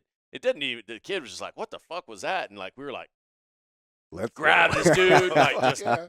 put him into a fucking pretzel. And it's funny because the bouncer was in the front, and they were obviously communicating, and like he just like opened the door for us, and we're just like, Like, Evo. we're like, the guy was All like, right. well done, let us get you a beer. And we're like, wow, that's the first time that's ever happened. Like normally, like, asked to leave nicely, Yeah. Well, that's awesome. but yeah, Monterey. When I was at 3, we were at freaking A bar. Prescott, Arizona. Oh boy. Where I went to Gunsight, right? Because Oh, yeah. me and Mark Lee, who I talked about earlier, we set this big deal up with Gunsight. Because we'd go out, we'd do site surveys to shooting ranges all over the fucking country. Because back in the day, you just say, hey, I want to go do that. Because I was running assaults at Team 3. So I was like, hey, we got to go check. So we'd go to range and just meet all these fucking cool people. Oh yeah. Site Get paid per survey. diem and everything. Total Yeah. So we go boondoggle. to Gunsight, met this fucking great dude. So we said, hey, dude, we can't commit to anything, but if you build this kind of shit, we'll use it all the time. Yeah. But we can't because we're never. And they'd start building shit. It was great. We go, so we Thanks, guys. we go there one time. So we're hanging out in Prescott, Arizona, having a couple cocktails in the bar. It was me, and at the time it was a guy named Tyler Batson. And if you knew Tyler, he was offensive tackle at Stanford before he joined the team. He's like 6'5", Big boy. Dang. Yeah. big dude. Rob Harless, you know Rob Harley, Fucking you know Harley. Harless, right? Harley, big. He was a CMC at fucking at Trade Ed and then Group. team group, yeah. Yeah. So Harley, big. He's probably 2 inches taller than me, heavier than me. Dang. Me, and then Chris Dye, and you know Chris Dye, Yeah. smaller stature guy, right? So this dude's drunk as fuck. We're in this bar playing pool, right? Me, Harley. They're just random guys. This random dude just rolls up, you know, and it's funny because it's like Batson, Harley, me, Chris. It's like we're like set up in a fucking height line, right? Just Dick is walking, and he looks at Chris. He's all fucked up, right? He looks at fucking Tyler Batson, biggest fucking dude. He's like, he looks at Harley, he looks at me, walks up to Chris, and we're like, oh, here it goes. It's like He's like Goldilocks choosing his Yeah. side Yeah. with you. But the dude looks and he goes, we're going out. Points at Tyler, With a big guy. biggest dude there. We're going outside. And Tyler's like, all right. Okay. Yeah. Yeah. All right. Tyler walks outside with this guy, and we're like, Tyler, man, you know, he's like, I got Just gonna you. talk. So So he walks outside with a guy, right? Out there for a couple minutes. Right? Tyler comes walking back in. He's like, dude, what'd you do? He's like, oh, see that sign? No shoes, no shirt, no service. Yeah. I pushed him down. I took his flip-flops. I threw him on a roof. I'm like, fuck yeah. That's fucking hilarious. Don't come back, nerd. Yeah. And the dude came in, and Tyler's like, hey, got no shoes, and the bartender threw him out. Like, fucking hey, man. That's a good move, dude. I'm gonna try that next time. It's like, he gotta take coulda- his shirt, he coulda too. killed the kid, but Yeah. this dude was fucked up too. Tyler would have smoked his ass. That was the funniest thing I ever saw. Like, fuck yeah, Tyler. Love that guy. That's a good way to handle it. My dad used to tell fucking stories like that. My dad was like 6'6", like 300 fucking pounds, and big boy. And he said people would at bars all the time, Yeah. same shit. Like, That's the last You- shit I'm doing. yeah, my dad would be like, "Go outside, practice falling down, spitting out your teeth. I'll be out there in a minute." And the dude was just like, "All right, never mind." That's such a great line, dude. Yeah, he's like, "I don't know how many fucking times, dude. Like, it's not prison. Yeah. We walk in here and pick the biggest guy. Yeah. And you're like, Yeah, it's I'm fine. gonna make a Bad name idea. for myself. Yeah. What? bad dude? idea." I want to have a really bad night. Oh god. All right, so we're at. Are you still at Team 3 at this point? Where are we at now? So the San Luis Obispo, Oh Right yeah. down Oh yeah, no, Mountain yeah. the that was back in the time. the OG team guy MMA guy battle. So now yeah. it was a big fight. So a lot of shit happened from that, right? So after we come back, this Bob Harwood story because I love that guy. So he was the Commodore at the West Coast Commodore at the time, right? So I come back in that fight, shit gets around. So next thing I go into Commodore's mask with Tony Rapinski. Tony Rapinski was a dude in my platoon, one of the greatest guys I ever Am I met. thinking this? Tony Rapinski's like a Big huge dude, dude. yeah, big Yeah. yoke Huge dude, guy. man, yeah. I remember With a seeing damn- this guy. dude, He looked like a bodybuilder. He Dude, was but- fucking jacked. dude, this guy is fucking one of the fastest runners I've ever met. Physically, fucking, you can't bend this guy. I was a fighter, right? And you cannot bend this guy. He does not feel pain. You can wrap his legs up, arm bar him. His shit is like, but he's just got some weird thing, man. He's just, Dangerous person. Yeah, oh, dude. yeah. Yeah. dude, great guy though. Could shoot like the devil, man. Shoots better than I did. Hard to say, but dude, he's good, man. And just a great guy. So, yeah, he was a burgers on that too. So Captain's you- or I'd blow Admiral's him, I really master. would. No, he's a good dude, man. Solid. Well, this is my shooting buddy the whole time we were team. Yeah, we took down a ship one time. Fucking dude shit himself while we're taking down the fucking room. So we had to fucking warm up. Tony, get this guy. And he's like, yeah. So, yeah. Let's give him a boot. Yeah. Nice. Oh, so you and Tony were doing with Harvard Cap. Was it Commodores. Oh yeah, Commodore's yeah. mask, That's right. So we did Commodore's mask. So we get there, and they're we're standing. I'm standing next to him like his fucking attorney. So they start reading. I'm like, whoa, excuse me, sir. I said, look, Tony shouldn't even be here. I said, look, I was the fucking chief of the whole fucking thing. I was the senior man there at the time. And look, this whole fucking thing started, and I tried to control, but it couldn't. So he's got nothing to do with it. So they let him go. They start taking on me. I'm like, yeah, this is great. So fucking then Bob Harwood now, he's looking at me. He's all like, Chief Krusic, and he's yelling at me. He's spitting. If that's your real And name. I'm like, whoa, dude, because he's going off on me, right? And then all the DA and shit from St. Louis Obispo, because they wanted. Oh, to this is prosecute this is shit. in front of. This is Commodore's mask in front of all these fucking St. Louis Obispo citizens. He's yeah. kind of got a show face. Dude, in front yeah. of Well, them. see, Yeah. I didn't know that at the time. I was like, yeah, he's leaving. I'm like, fuck, So I was like, so I Just had to go hammered my sign fucking shit. tits. I had to go sign shit afterwards. I'm like, fuck, dude. So I walked up and I was like, saw him like 2 days later at McPee's. And I'm like, damn, Bob, you kind of lit me up, huh? And he's like, really? I'm like, oh, yeah, so yeah. So what did you actually sign? I'm like, well, I don't know. I read it. So you didn't sign nothing, stupid. I'm like, oh, okay. Love you, Bobby. Yeah. Dude, yeah, no, he's a solid guy. But he's one of the best guys. And it's just not. He's just not one of these guys like everybody says like Tom D. He's just so flamboyantly great that it was like, yeah, But Bob's just he's kind of underlyingly great. Yeah. Yeah, dude. I think the teams are missing dudes like that because I know there was definitely a shortage of guys in in my periphery. There were some decent leaders, but there were also some dudes that I learned a lot about leadership by what not to do by watching them. Yeah. Your audio, did your right ear go out? It did. I mean, it's fine recording. That's But probably Oh, me is it? because I All could never do comms, man. Dude, hey, wire up the chief. Yeah, fuck you. I can't hear you anyway. Sunspots. I was fully on. Fuck, hand signals, bro. Hand signals. Yeah. This is the best one. Come here, asshole. All right, so we're at trying to stay chronological. This, so you were Team 3, and then what happened after Team 3? And how many years in are you at this point? Because you're a chief now. When Commodore's I Mass left, I left Team 3 at I think 2003, maybe Okay. 2002. Anyway, then I went to Buds, and that's when I went to third phase, and that's Yeah, that's where we met. Yeah. And then so I don't know. Did you leave third phase while I was still in third phase? Because Oh Jesus! I got it. Going hot. You're on- Did you guys now we're hear that back. too? All right, we're back. When it doesn't work, pull it out, plug it back in. Here we go. Turn it off. Have you tried turning it off? See, Turn it back on? No, I just unplugged it, put it back in. Now we're good. So Spit on it. yeah. Lick it in the connectors. Comrade secrets, dude. You have me. But So- earmark that one for the Instagram. Okay. Yeah.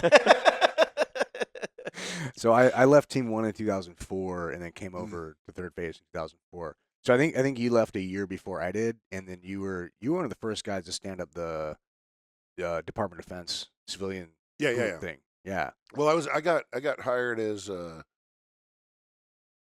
well, no, this is still activity. When you were at third phase, when I was at third phase, I was the demo chief there. Yeah. That's right. That's why we went to Connecticut, went to Bickford. That's right. Yeah, we got That to was see the the best demo trip being ever, made. wasn't it? Yeah, fuck That was yeah. fun, man. Really? Dude, you walk That's into good. this fucking it's a building, like maybe like this house, let's say. Mhm. And you walk in, you got to put your feet in these little fucking things. You got to take off all your metal, put your feet in these little fucking things. You're walking around, you're like, huh. And they're making that shock tube and deck cord. Yeah. Cord, yeah. And it's fucking this building's full of pet. No static dude, electricity. Dude, fuck nothing. No static. Nobody's gonna fire up a joint. No, you're like, fuck, dude.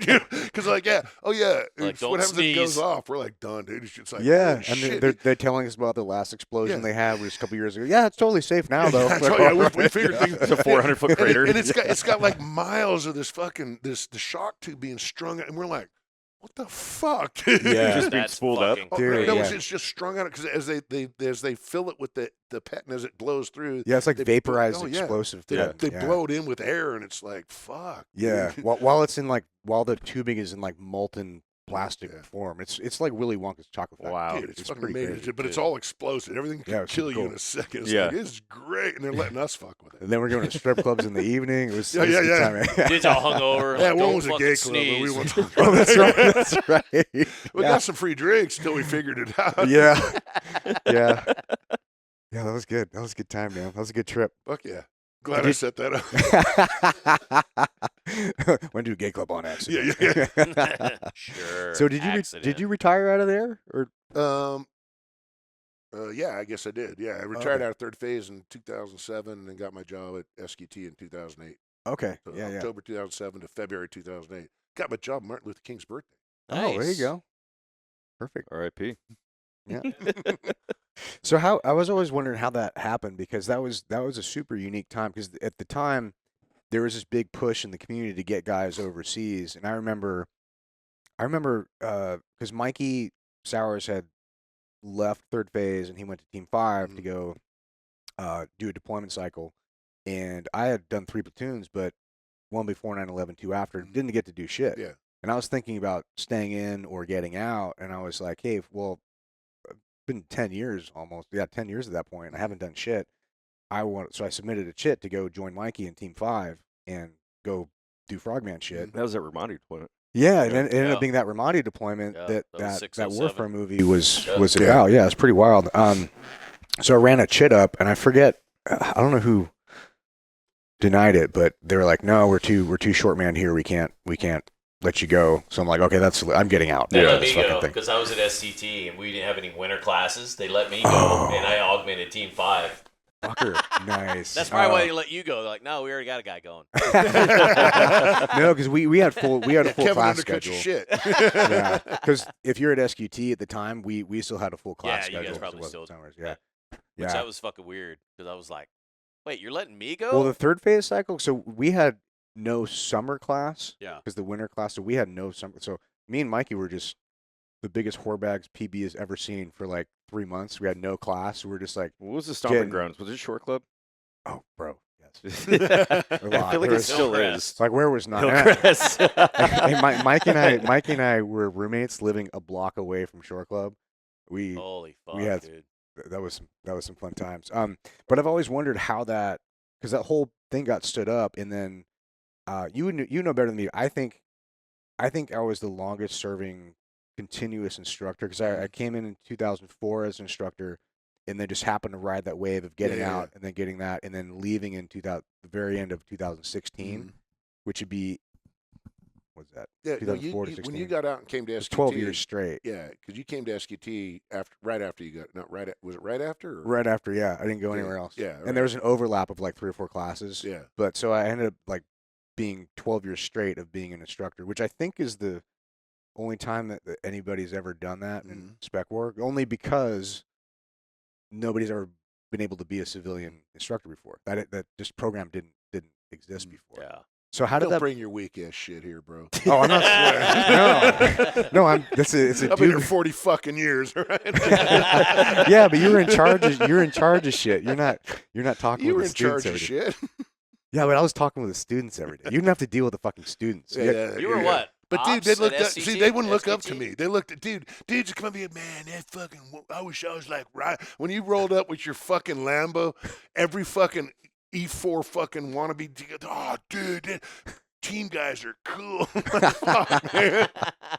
Dude, they used to, and I'd like to hear from your perspective because from my perspective, I got so much shit for that. Like I had a long ass mullet at the time, yeah. and I was definitely not in like One long ass dude. regs. I made sure you kept your shit kind of semi-tight for the students. It was just the back was party. Yeah. Well, that's mullet. Yeah, but the back was like it was legit. It was there. It was Yeah, pretty good. But nobody ever said shit about my hair. But man, when I would drive the Lambo to the work, like they would get Dude, pissed they'd when I lose their parked it. shit, dude. You know what? Yeah. It was like the fucking admiral be walking by, Ryan roll up, his fucking park his Lambo because they're the only spot we right in front of the door, so why not, right? Roll up, and they'd be like, "Who does he think he is? Well, thinks the guy can afford a Lambo. He drives to work. What the fuck's your problem?" But everybody parks there. It wasn't like people park it there all wasn't the like time. he's making a big deal out of Yeah. it, you know. No. Well, you It's know- either have you some shitty government truck parked there or a fucking Yeah, Lambo. it's just- Yeah. everybody It's would park there SQT, all we the got a Lambo in our place. They deal with that. All The right? funny thing about this is Ryan and I, we were with our wives and we were watching Warfare at Liberty Station, and our server was like, "You a team dude?" Because I was wearing ERT and C4 stuff. I was like, "No." He's like, "Oh, well, I went through buds and then I got kicked out because I got caught like underage drinking and blah blah blah." And I was like, "Oh." I was like, I have a feeling your instructor might be showing up and to watch the movie. And he's like, "Who?" And I was like, "Ryan Williams." And he's like, That Williams. douchebag. He's like, "Is he the one with the Lambo?" And I was like, "Yeah, he's the one with the Lambo." And That's he's like, fucking hilarious. "Fuck, that dude's hot." and fucking my wife just like rolls her eyes and she's like, "That." Wait, you pick up a dudes with your wife with you? He was asking me for Ryan's number. Of course you had it. Yeah, we've been DMing. It's a lifestyle. Fished it out. But dude, it was funny because they never said shit about my hair, but they used to the quote I got was they don't like the students seeing they don't like you parking a Lamborghini outside because it's a bad look for the students to see a team guy get out and be successful.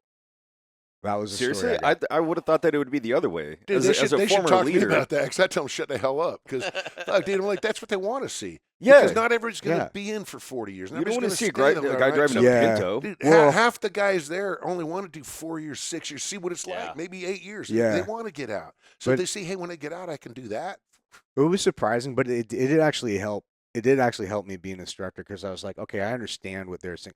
They're thinking that I just used the SEAL thing to launch pad this Lunch other and thing. take it. Yeah, Right, which isn't like I had no intentions of doing that. So I framed it afterwards like, hey, look, if you want to get out and do this stuff, that's cool. But if you're in SQT right now, your only fucking thought should be, how can I be the best fucking new guy ever yeah. showing your platoon? Handle that, be the best thing ever in this. If after you decide after you Then move master to this, Hillcrest. then get an OnlyFans. yeah. But it was definitely eye opening to me. I was like, these motherfuckers too. Well, who were those two? There were twins or something that were. I remember. Oh, the freaking, you know who I'm No, the Terror Twins. The Terror Twins. That's my fucking phone, by the way. Oh. It's like spam. Mozart? Don't worry about it.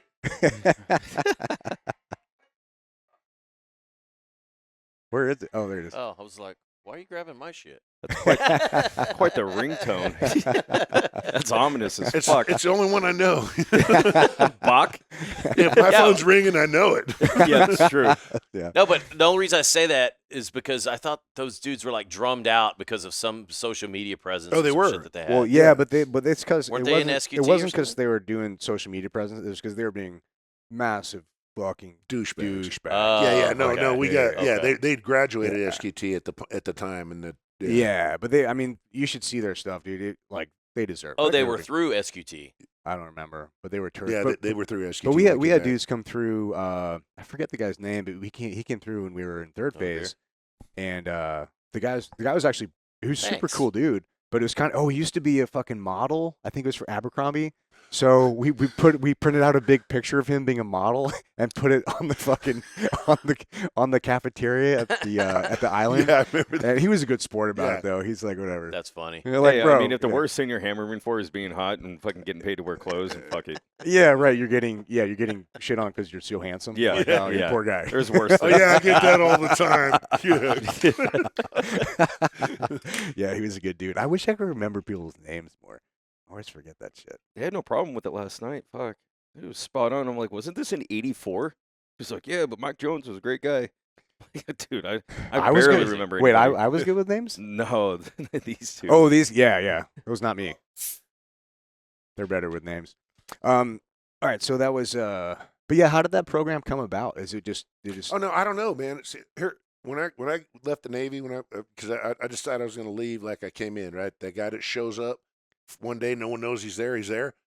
One day he stops coming. It was like, hey, what happened? Where's Ivan at? So I just left. Oh, well, good, because I thought I was a dick for missing your retirement. 'Cause No, I don't didn't have a remember. retirement, Yeah. dude. What a fucking waste of time that shit is. Fuck. I got nothing to say. I don't need all this shit about fucking did this and 3 fucking wives and shit. Oh yeah, fuck. 3 fucking wives. So it's like, dude, fucking forget it. I came, I left, right? And so next thing I know, I was working for Broco because Torch guys, they love me. Oh, yeah. And I was doing RDT&E with them when I developed the fucking cutting blade. It's the baddest. They still got it. It makes a lot of money for them. It's a great blade.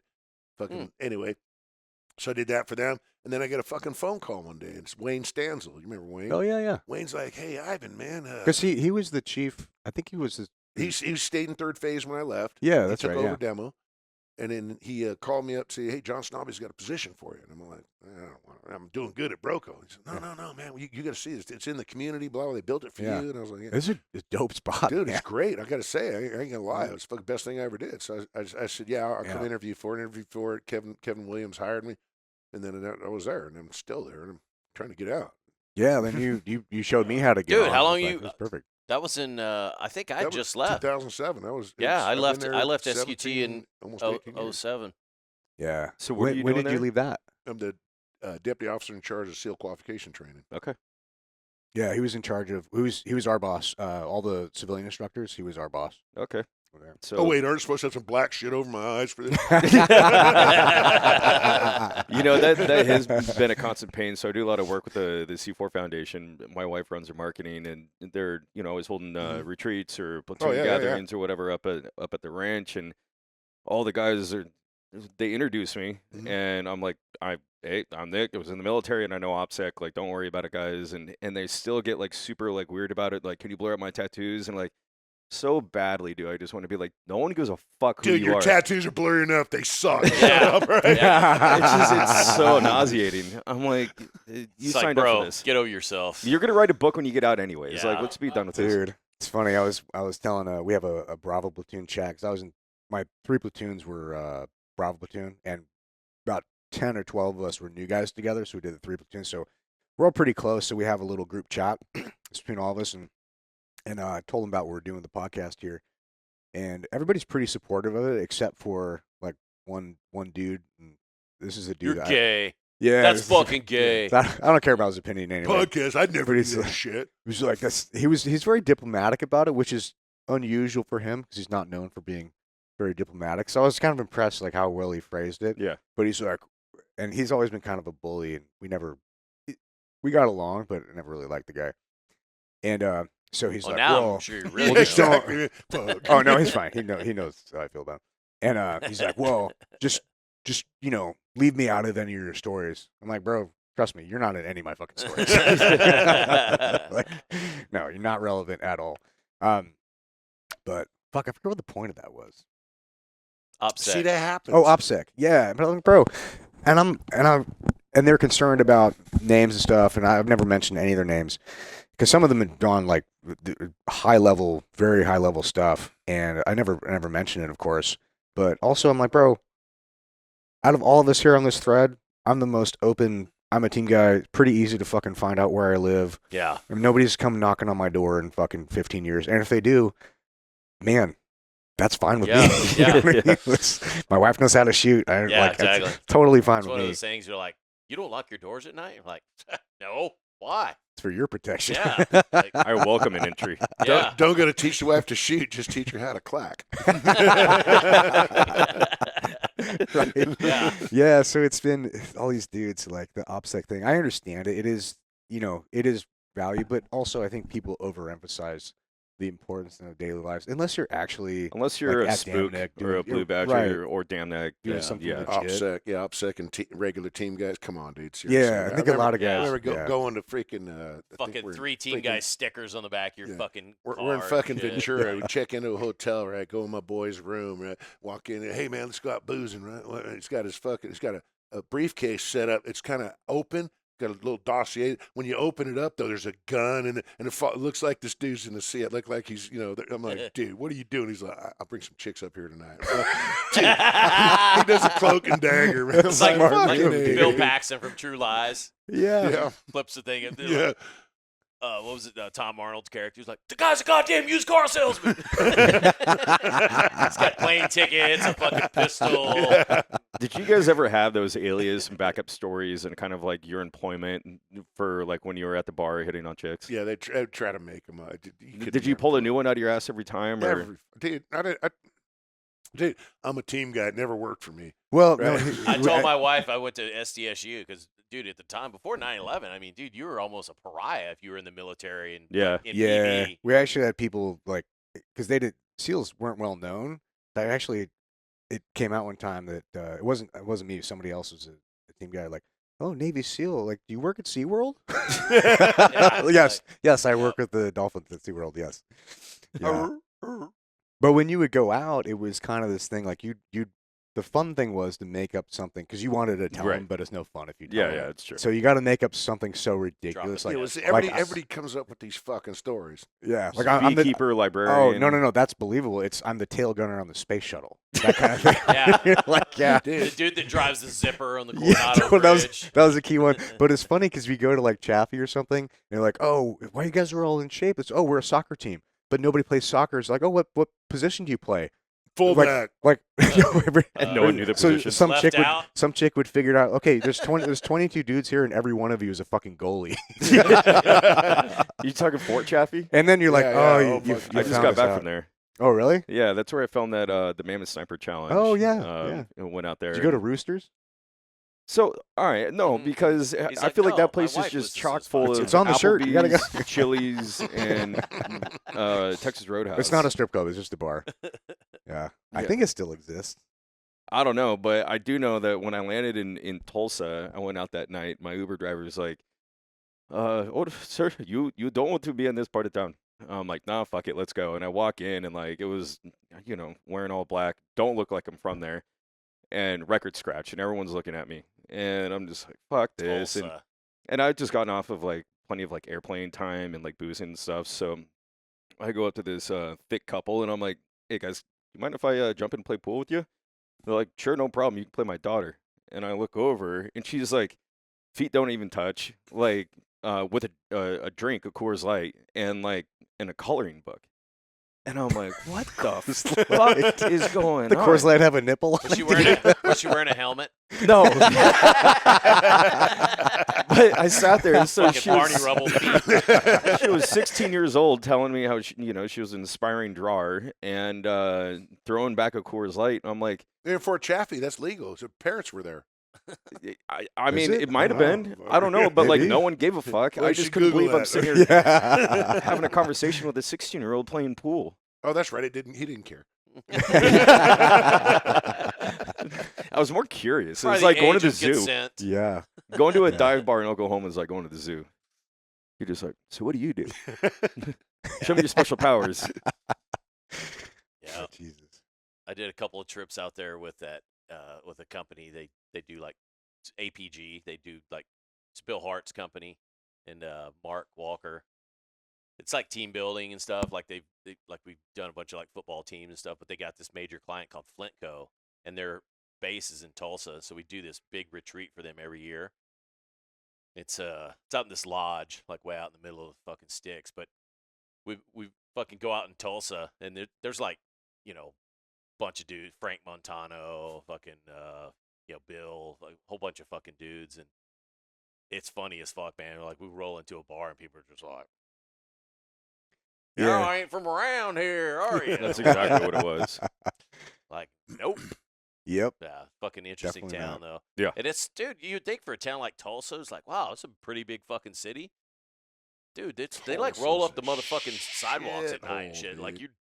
you like look outside, you're like, there's not a fucking car on the street. Yeah. Where the Yes, they're fuck did very everybody different. go? It's fucking crazy. Yeah, it is Yeah. wild. That's because all the night's felonies already been committed before that. Tulsa's a shithole, dude. It's because they start at 6 a.m. when the bar opens, so they're shit house Yeah. by 1400. Fucking blasted by 2.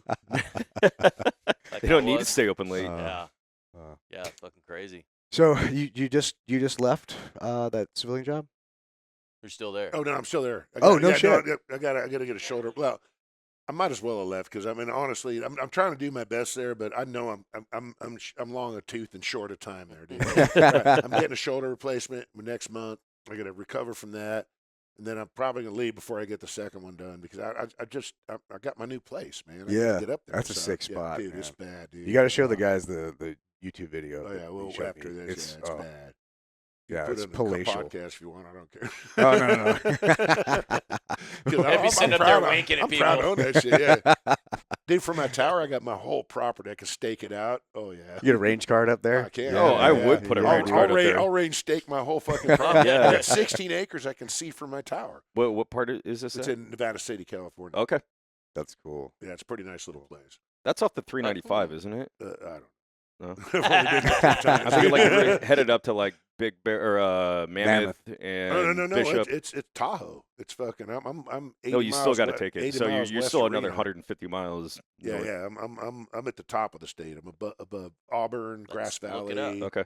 Yeah, that's cool. So I feel like you're holding out on us for a critical story that you Okay. have at some point, whether you're on Liberty or, coming off a ship or something of this nature. Like Which I know you're chock full of something. I got a ton of fucking. How many So- monkeys have you owned? I wasn't on the West Coast. One of your most memorable stories, something that you're God. not going to forget. Yeah, like what's the one you tell when you're like, hey, what's your craziest Like you want to hear story? some shit? So I know No, for see, me, I don't tell stories like that. I'm just Why are a you here? sideline guy. I roll. I embellish other people's stories. okay, 'Cause well, they're- let me tell you a story I heard about you. And tell me Oh. if it's true or not. All right. I heard that somebody was in a platoon with you, and the night was going on, and all of a sudden they're like, "Where the fuck is Ivan?" And they look out on the dance floor, and the dance floor is just like, Oh, you're expanding. at the depot. I don't When know where it pissing was. in the depot. Yeah, and Yeah, he's like yeah. Rhodey is holding his dick and doing like and spinning in a No, circle, it wasn't- peeing no, on no, the fucking. no. I wish I could do that. My dick's too small. If I'm doing that, I'm peeing on my shoes. That's not what was happening. Right? We're at Fallon, right? We're doing shit in Fallon and helo shit and call for fire crap. So we go to the depot. You know the depot. Yeah, yeah. So we go in the depot and we're hanging out. So I'm standing there and and then just because I'm an older guy and a lot of young guys were doing their JTAC shit. So next thing I got a circle. There's like 5, 10, 15 guys around. I'm like, so I'm telling a story, and I forget what I was telling about, but everybody's totally into it. And I'm like, this is cool. But now I had to piss really bad, but I couldn't like fuck on the side. I like, say, hey, watch it. So I just fucking started just pissing while I was talking. Because why not, man? On the dance floor? It wasn't the dance floor. It was just off, on the the side. bar. Yeah, right next to the bar. Because my drink, I still. Well, you're in the middle of a good story, you know. Oh You yeah, gotta they keep couldn't going. stop, man. Yeah. I mean, I knew the bathroom was already a shit show because there's a line and shit there. So it's fucking like fuck, you know. You're not gonna notice. It's the depot. It smells like piss anyway. You know, not like I'm contributing to it. Tons of spilled beer and all that. That's when you hit like the wall too in order to go down. So there's ones that like splash. Well, that's the night that one of my boys stole a bottle from the. I mean, he's walked up, stole a bottle, and go like, yeah, fuck a free bottle, right? Bushmills, the nastiest shit in the world. God damn, dude. Unless you're Couldn't Catholic Couldn't or steal a bottle of Protestant. Tito's or shit. Yeah.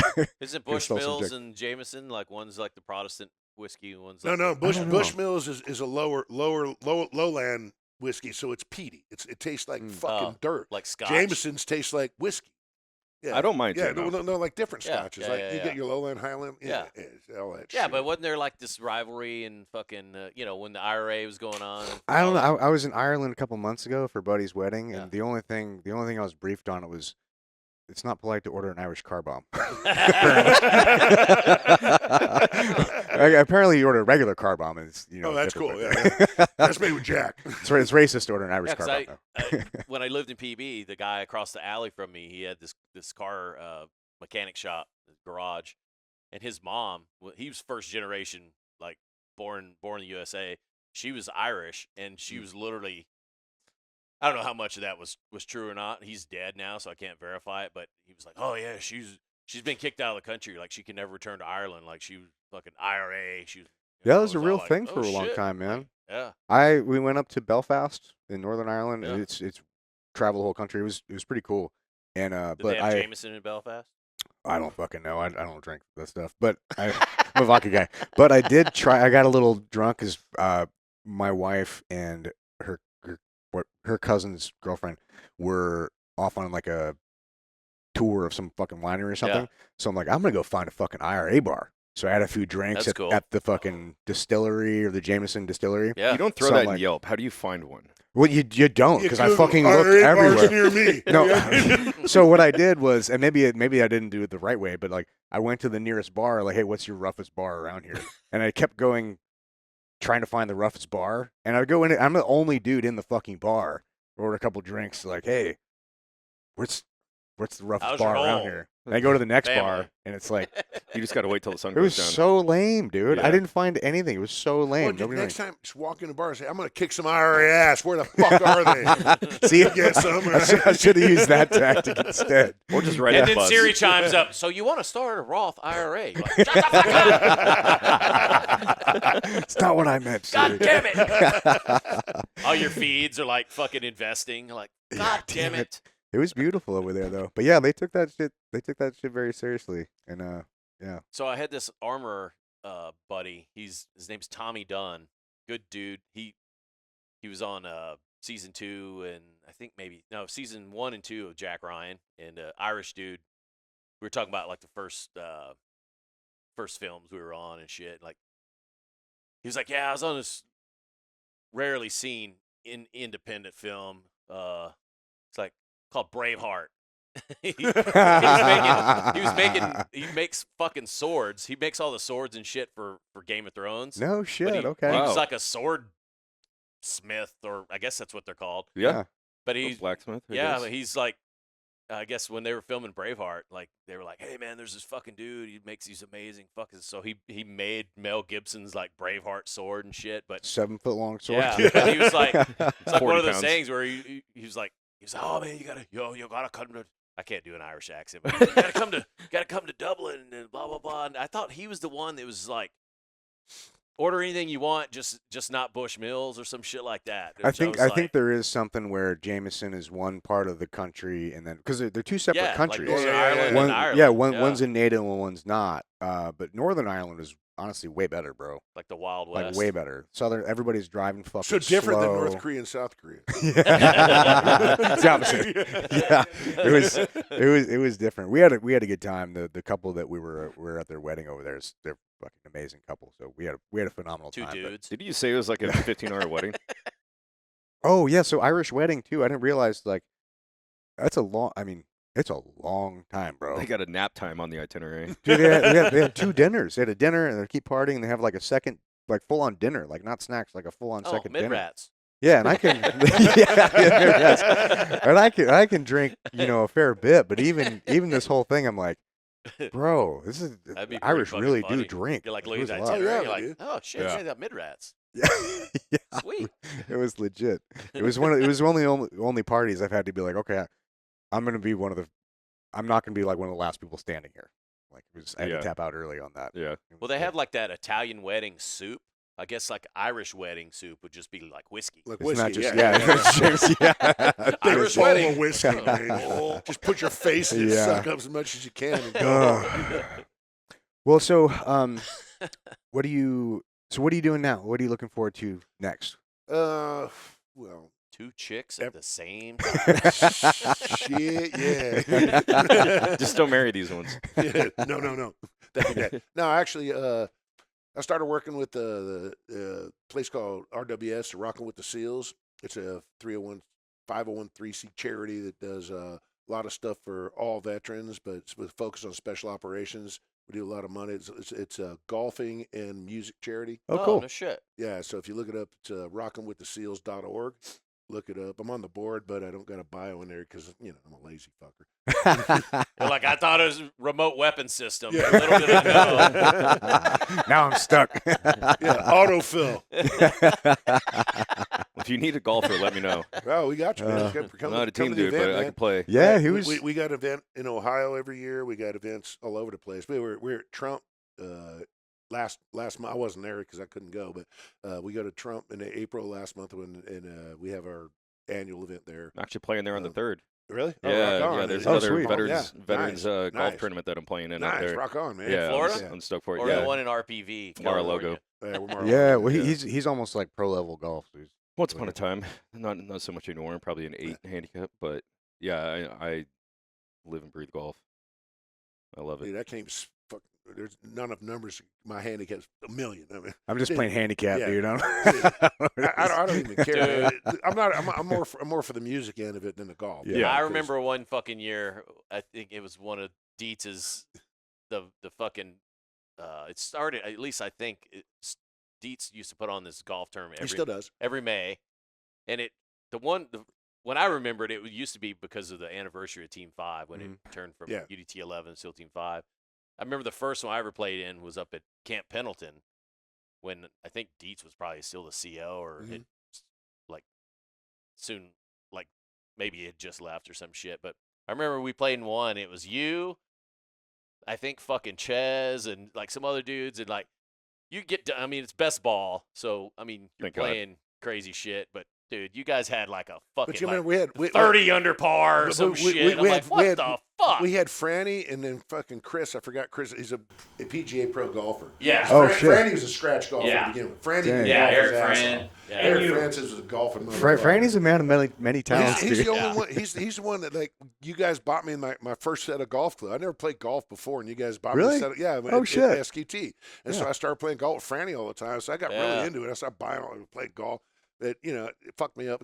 I Ches is pretty good too, right? well, he thinks he is. He's That's usually the I case. love Ches, but the thing about Ches, if you're playing golf, and go, oh, Ches, man, dude, I like what you do in your backswing. All you gotta do is say that. Then he's like, because you're like, what am I doing? What am I doing? You'll fuck him up for the whole game. Dude, Jason Cabell too. Jason Cabell's Oh, a yeah. pretty good fucking golfer. Oh hell, too. There's Jason a Bell's handful real of good. team Yeah, yeah. guys. Oh, we got great team golfers. Dude, Dude, it I was played fucking crazy. Jason Bell with we went golfing one fucking time. And I know Who, Jason? Yeah, with Yeah. J-Bell. And it's fucking, dude, he's hitting these great fucking shots and he's pissed off about it. He's like, God damn it, fuck it. And he's pissed. And he doesn't make a fucking putt and he's fucking pissed. I love him, but I'll never play fucking golf with him It's just a Man, diva. I still talk to him, dude. He's doing good shit. He's directing shit up in No fucking shit. Hollywood and shit. That's cool. He's doing yeah. good shit. No, he's doing great shit. Yeah. Well, Ivan, how much time do you have? Because I'm thinking if you don't mind.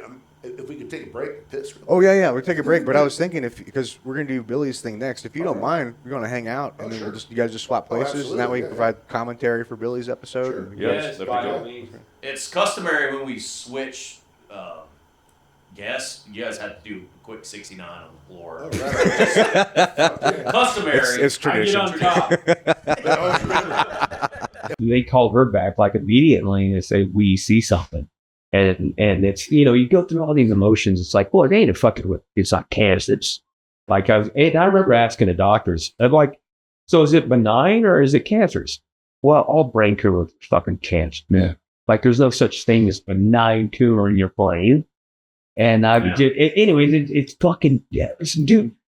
Carpet fucking yanks out underneath you, man. Yeah.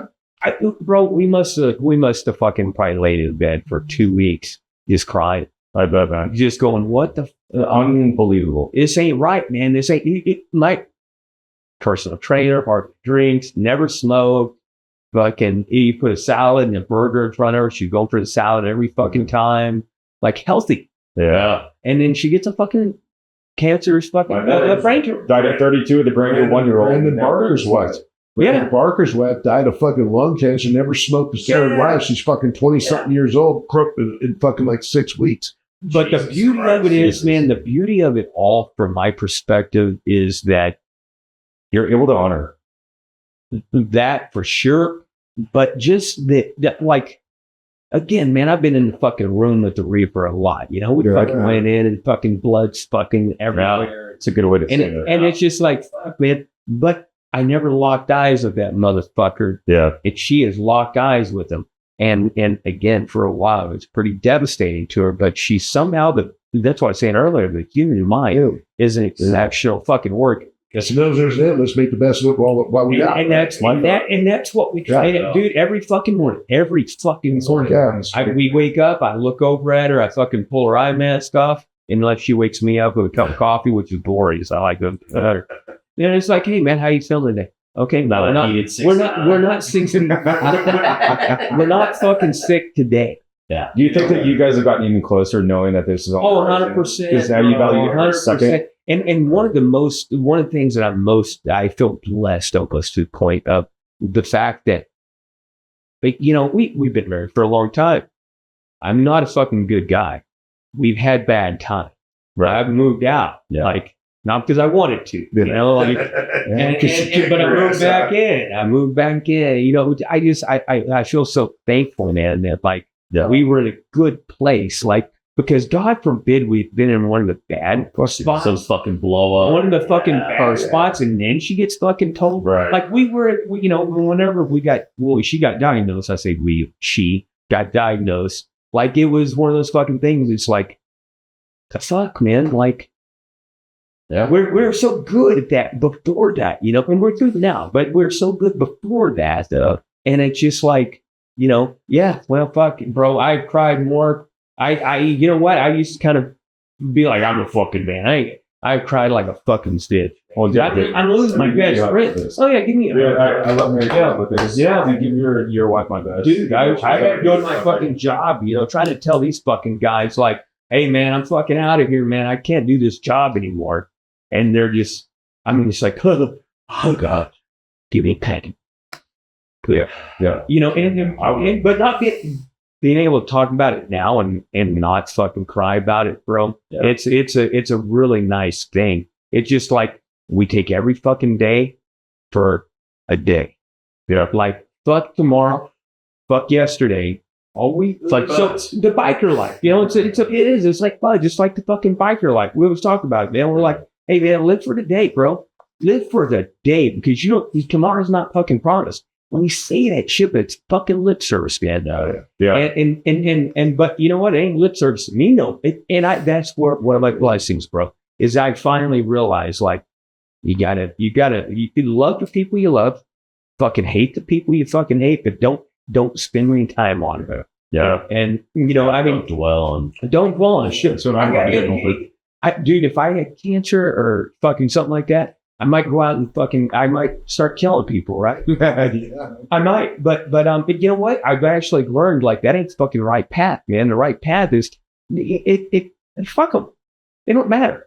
Dude, that motherfucker doesn't matter. That motherfucker doesn't matter, dude, because what matters is you and you. Although I wish some of these people, some of these dudes that I know of that like could clack themselves off. I'm like, dude, you like couldn't have like gone and like You missed a good opportunity. like also like I never get a God-fearing man, but you know it's the only thing that kind of holds me together today, and it's like I gotta believe that there's a heaven and a hell, because if I don't, man, like because I want to see my old lady again. I don't know how much of that we're gonna share on the thing, but like Billy's going through some super fucking heavy stuff with his family right now. That was wild to hear that, and then come back to this. So there might be a tone change with the storytelling here for sure.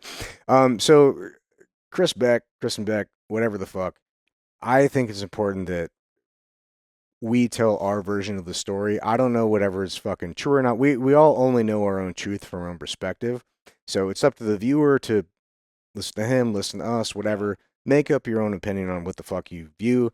We're only going to voice our own opinions about it, and we're not. I don't think we're saying what the truth is one way or the other. We'll just say here are our experiences. Yeah, here's what we thought, and you can make up your own opinion on what the fuck you think of it. But you did a platoon with the guy, and he was your chief, and you said he was a pretty good chief. He was a good chief. He took care of the boys. I mean, he wasn't terrible. It's fucking not.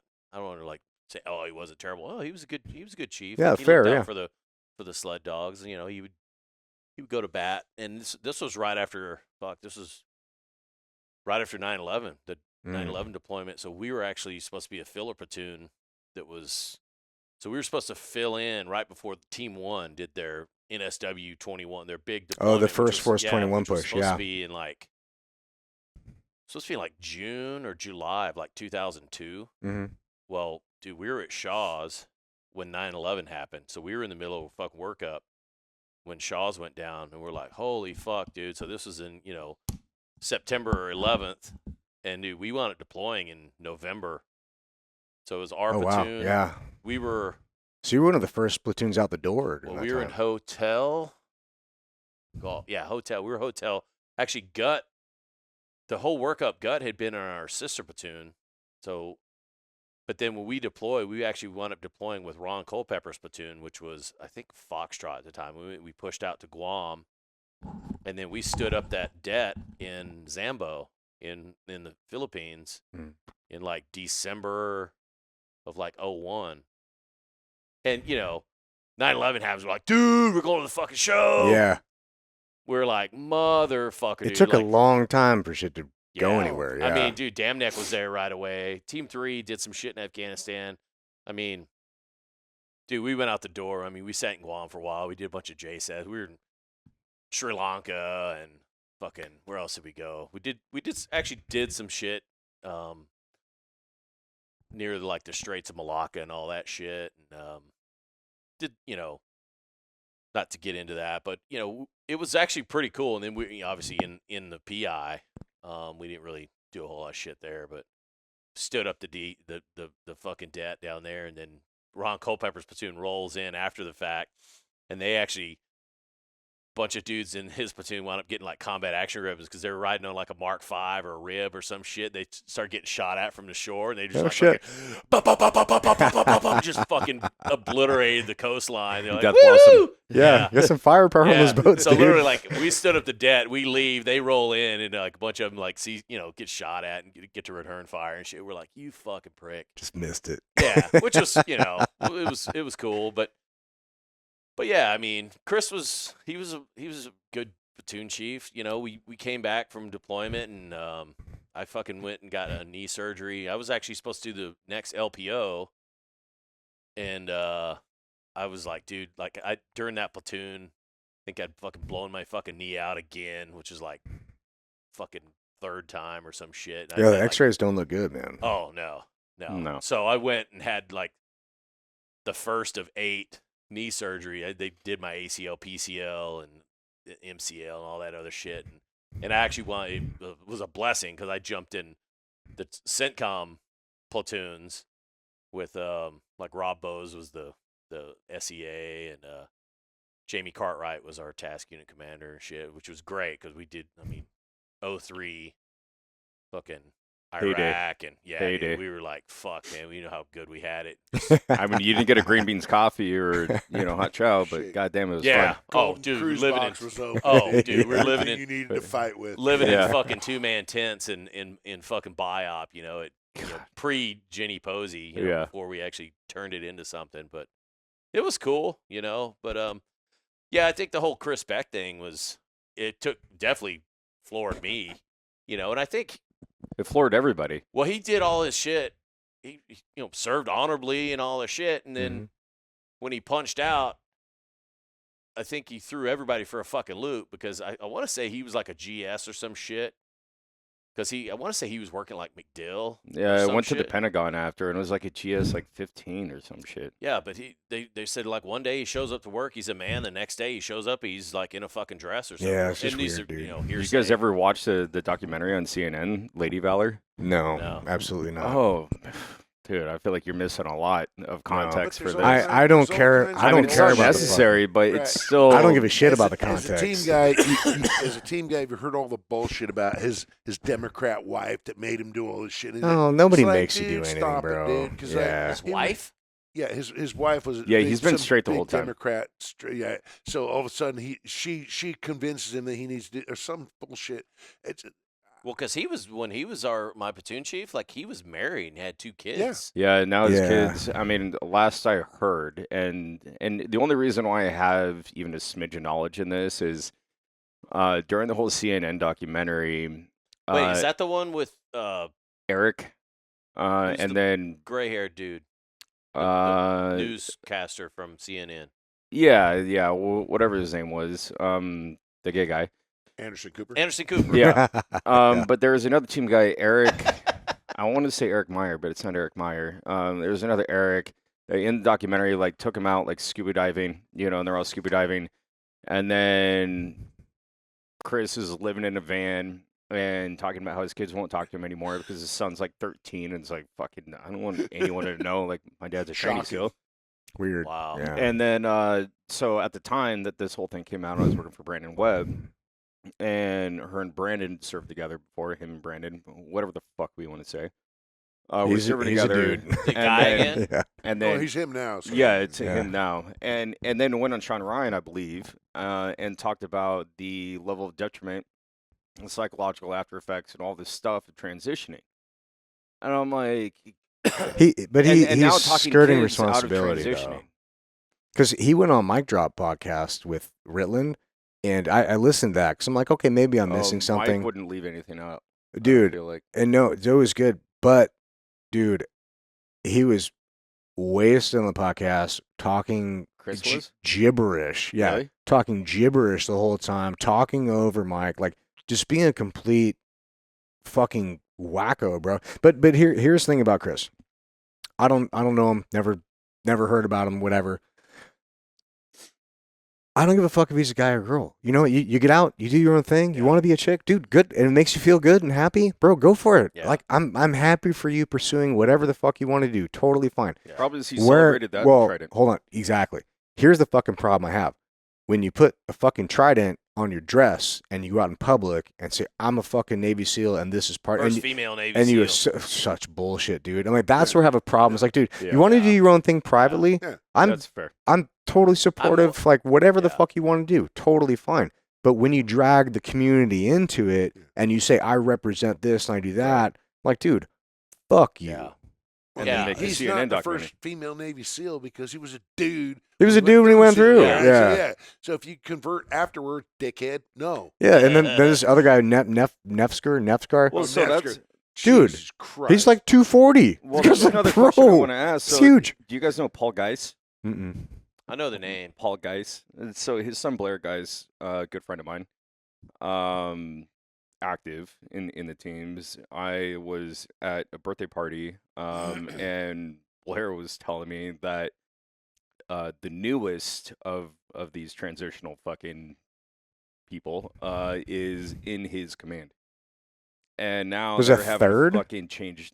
I'm only aware of a second, but there might be. Yeah, a it's third. Nevsker or Nevsker. something like that. Nevsker Yeah. was the second. That sounds Yeah. familiar. And then, Nevsker, Rob Nevsker. Wasn't I one remember. I remember this guy from Shocking, though, SQT. because I mean, we put that guy for fucking Dude, he was like a really good wrestler. He was an athlete. It's like, fuck, Dude, it's like me in a dress, bro.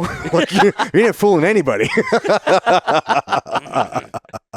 Yeah, so now trying to figure that out in this current climate and in NSW, which is, has been woke for, at least it seems, coming from an Army guy. I want to make sure I'm not getting lit up.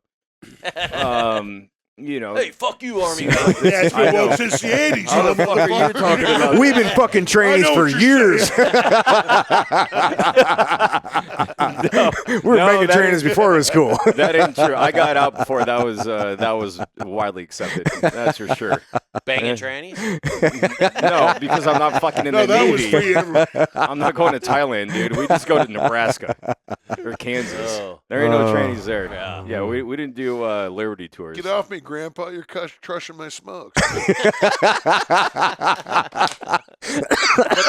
But that is one God. of the fucked up thing is, do whatever the fuck you want to do. Yeah. Be whoever the fuck you want to Dude, be. totally Just- supportive of You don't have that. to drag. Right. Drag everything into. Don't drag a whole community into your I shit. guarantee Right, you, dude. Well, there's it's just like what you said, right? Like, the teams aren't your identity, but it was exactly. it was great. Oh, yeah. And so now that Chris is a trainee, why are you taking, like, if the teams aren't your identity, why are you now dragging this all in? Well, And it's it's- only to exacerbate the It's situation. it's and to because get a documentary it's made. because he's an attention whore and he's looking for relevancy. But I mean, there's things in my life that I do that I'm like.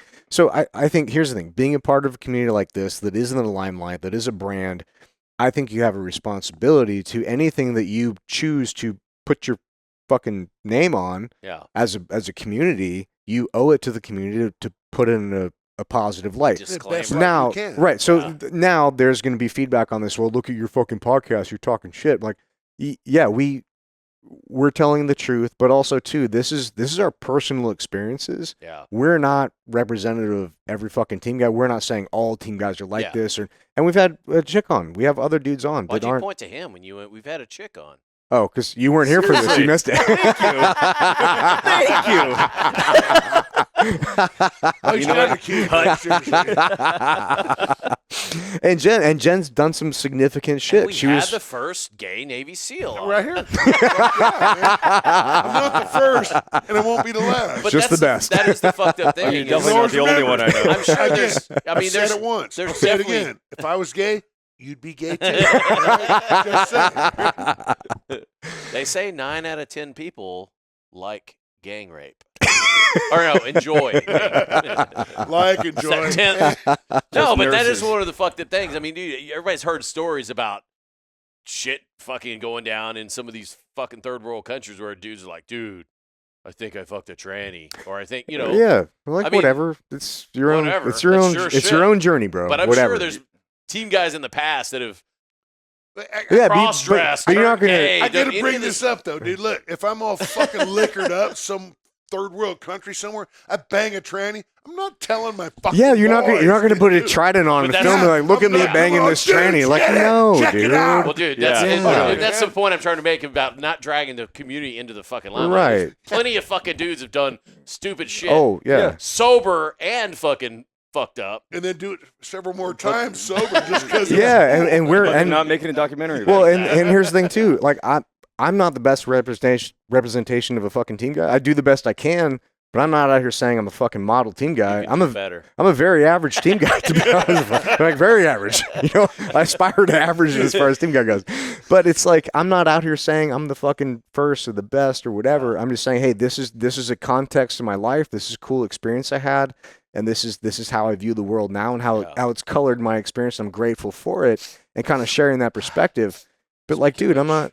Yeah, do some fucking. This shit, I love that shit. Right? That shit's wild, dude. I love it. It's Uh, awesome. It's man. kind of Fuck addicting. yeah. I No, used to I'm like telling you. I like the wasabi fucking thing. Yeah, Whenever they're you like go the eat, slow it's just burn. like the same shit. In through the nose, out through the mouth. Yeah. Yeah. So I think we can sum it up to like, man, if you're gonna do your own Oh, that thing, hurts. the community is very supportive of like everybody do your own thing. Ooh, hold on everybody about is that. Actually, I got one of the No, biggest that's a rough questions, one. and especially for you three, and something that I've even noticed, even in my own circles, is I think that and I know that you've experienced this, and in the veteran community, and especially with, maybe a higher level of operating, it is the most cannibalistic community that I've seen. Yeah. Without a doubt. Right? Because as soon as you Good become and bad, mildly yeah. successful, then it's fuck this guy. Now you're a trident pimp. Yeah, you're using this, Pimping you're the using trident. that. It's a crab pot I mentality. mean, I've had it happen Yeah. with me on earlier podcasts where now I have guys text me and be like, yo, so and so is talking shit about you in this fucking group that I'm not in on Facebook. Well, I'm like, well, first of all, he's in Facebook, so that's one fucking strike against him. Hey, I'm on Facebook. Well, I mean, we all are, and it's just to keep up with the guys that live in the Midwest. I mean, I'm not fucking wrong. Going back to Nebraska. And I've seen it, and they're so cannibalistic, and they want to chomp at you, right? And it's because I live in California. It's because I got a beautiful house with a beautiful wife, and like I'm living my life. Your dog's And pretty so cool, they too. want to take you down to this level of like, well, I did this, so why aren't you like suck with me? I've been dealing with this for a long So you must be time. utilizing your pedigree to some capacity. Yeah, I totally understand that because there's a couple layers to this. But number one, the easiest way to describe it is there's two ways to have the tallest building in town. You can build the tallest building in town, or you try to knock everybody else's building down. The other part of that is this very real mentality called the crab pot mentality, where it's like a fisherman's bucket, and there's a bunch of crabs in there, and any one crab can climb out of the bucket, but as soon as one crab gets to the top, the other crabs try to pull him down. And what I've noticed is that especially dudes from like higher level communities where they've achieved something, anybody who tries to achieve the next thing, like when you haven't been successful yet and you're starting something, everybody's rooting for you. Right. Like, oh yeah, do it. People want you to be successful, just not more successful than them. It's true. And then as soon as you start to do that, people start to be, oh, fuck that guy. I see That a happens lot with so Vito. that happens so much. Yeah, I'm sure he's built it too. That Yeah. happens so much with Forge. So people were like, oh yeah, Mikey and Ryan, oh, these awesome. And as soon as we start to have a little bit of success, like, oh, fuck those guys. Yeah. It happened all Fucking the time. pimping the dude. trident. Yeah, and then I had the Lambo, and that exacerbated it. And then, but also now those same fucking Did the dudes. Lambo exacerbate, right? Come on. Surprise, surprise. Shocking, yeah. It And it's all white. It And didn't. camo. No, it was red when he got it, then it was fucking white. The and Krusic forged. white. There was white camouflage, yeah, but it didn't even have Lambo doors. It wasn't even like the high end Lambo. They had regular doors, Wait, which is very they don't impressive. all come with it Lambo was- They doors? don't, It was I know. The low end Lambo. It was the ghetto Lambo. I know. Come on. But it's funny, man. It's like, dude, there's just levels to it, but the Lambo doors is a thing. Oh yeah. So I remember, You say. yeah, the first time. This is the interesting story. I think I don't want to belabor it, but interesting story. So the first Lambo I ever rode in was my buddy Frankie's, and I've known him for years. And he had M5, and we're bros, and he took me driving. He's an excellent driver, way better than me. And he bought his Gallardo for the first time when they were new. And he took me driving. It's like, fuck, dude, this is sick. We went out to dinner, and he's like, yeah, but it doesn't have Lambo doors. And I'm like, fuck you, bro. It's a goddamn Lamborghini. This is the coolest fucking thing I've ever been in. Like, what the fuck are you talking about? And then I got one and didn't have Lambo doors, and I called him up like, bro, I This get it. sucks. I kind of want the Lambo doors, dude. I just didn't realize that lift there's it. levels to it, like you just and get the guy used to pulls it. up next to you in a fucking goddamn Chrysler 300. He's got Lambo doors. I know, Wow. right? That's just gay, though. How much are the Lambo doors Like as nice an accessory doors. option? Oh, double the cost. Yeah, so through my Lambo, yeah. well, so my Lambo is like $280 out the door. The Aventador, which is the one with the Lambo, basically has two versions. They have their base, which is usually a V10, then they have their V12 version. The Lambo doors are only on the V12. It's double the fucking cost. No It's like shit. $500,000. So my payment was Just for $3,000 doors? a month. Yeah, yeah. And carbon fiber inlay. I couldn't afford it, bro, because the payment was like $3,000 a month for the Lambo that I had, Jesus. and that was reasonable. Whatever. I could do that at the time. That's a reasonable cost for a car. Well, Like, I at the cannot time, believe it was fine. Yeah. I think paying $1,000 for a fucking car payment's But also, I my just, house payment's about $3,000. Yeah, Yeah. car, my house, same thing. but also, I just sold my third company, so I was like, it was in a different position. You're liquid. You have fuck you Yeah, money. Yeah, no, well, I thought until I got the Lambo and I met people with real money. I'm like, oh, I feel poor again. Because there's levels to it, dude. But that's what we don't realize. It's like and being the tallest midget. yeah, but that's the thing. And that's the thing. But that's the problem. Hey, is where, look at me. Oh. But that's exactly what it is. I Where got dudes, 2 digits. but dudes in the teams are like you achieve, and professional athletes deal this too, or SWAT team guys, or anybody who's achieved a level of something. And oftentimes the people talking shit don't even realize it. They don't even know why they're mad at the person who's doing something else. Yeah. It's because them doing something else and then doing something on top of that or beyond that belittles their own experience and makes them feel smaller, and they fucking can't have that. Yeah. So that's why they lash out at it, which it took me a long time to realize that. But that's usually the way it goes. But also all these dudes are like, oh, fuck that guy. Guess who they fucking reach out to when they're getting out and they got to make rent and they're asking for business advice. Hey, bro, this and that. I'm like, bro, I know you were talking shit about me fucking 5 years ago. Yeah, but now you got to pay rent and the government's not paying your shit anymore. Hands down. Dude, Yeah, this it's actually hard just on the happened to outside, me bro. the other- like literally 2 weeks ago, my old first sergeant brought me into like my. What's his name? Jody Heikkinen. Ryan almost fucking spewed. So he brought me into this Facebook group that is like the Bushmasters like Facebook group from like our Ramadi deployment, right? And when I first got to my unit, being a FNG, like I got my ass handed to me by this guy that was Sergeant Rich. And 3 years ago, probably even 5 years ago, I already got kicked out of this same group because he went in there and posted a GoFundMe just to help him out. Right? Like no tragedy, no loss, no anything. I It's need just, some bucks, dude. I need some bucks. I can't pay my bills. Fucking Yeah, help me. I'm a sergeant Bro. major, man. Give me some. Grow up, dude. What the fuck? And so I commented on his. We have to go buy some more. I commented on. There's his plenty of Facebook whiskey post, I'll left. get one of your twisted teas. and I was like, "What the fuck are you doing?" And I was like, "This is a Yeah, bad fair look, man." fair question. You Yeah. know, like you were a leader. Like what happened here? Why now? And you live in Oklahoma. Like why now are you asking for all this help? And so everyone hounded on me. I'm like, I thought. For you for asking the question? Yeah, it hounded on me. And I was like, you know what, fuck all this. And so I left the group. And so my first sergeant ended up texting me, and he was like, hey, man, like, if it means any consolation, like, I had your back in that shit, and also fuck all these guys. And I was Wait, like, well, thank you. is this the same guy that posted it? No, Or- different guy, okay. So a completely different guy, but he was Sweet. his senior Nice. leader. He was in charge of my entire platoon, like kind of like his CMC. And It's so gayer than the other one. then, Huh? fast forward till 2 weeks ago. It's gayer than the other one. Yeah. Fast We're forward trying to 2 tell a weeks story ago. here, motherfuckers. Yeah, we're trying to podcast. Fucking Bert and Ernie are going off over here. with our Are gay you ass calling twisted Bert and Ernie tees. 'cause those are the two gay ones? I just want to know if you're going to Uber back here tomorrow in order to get your car No, again. fuck that shit. So, It's like what was the I didn't have any what was the whiskey Muppets tonight, when I'm the old guys in the fucking in the balcony? Oh, the grumpy old man. oh yeah, that's exactly it.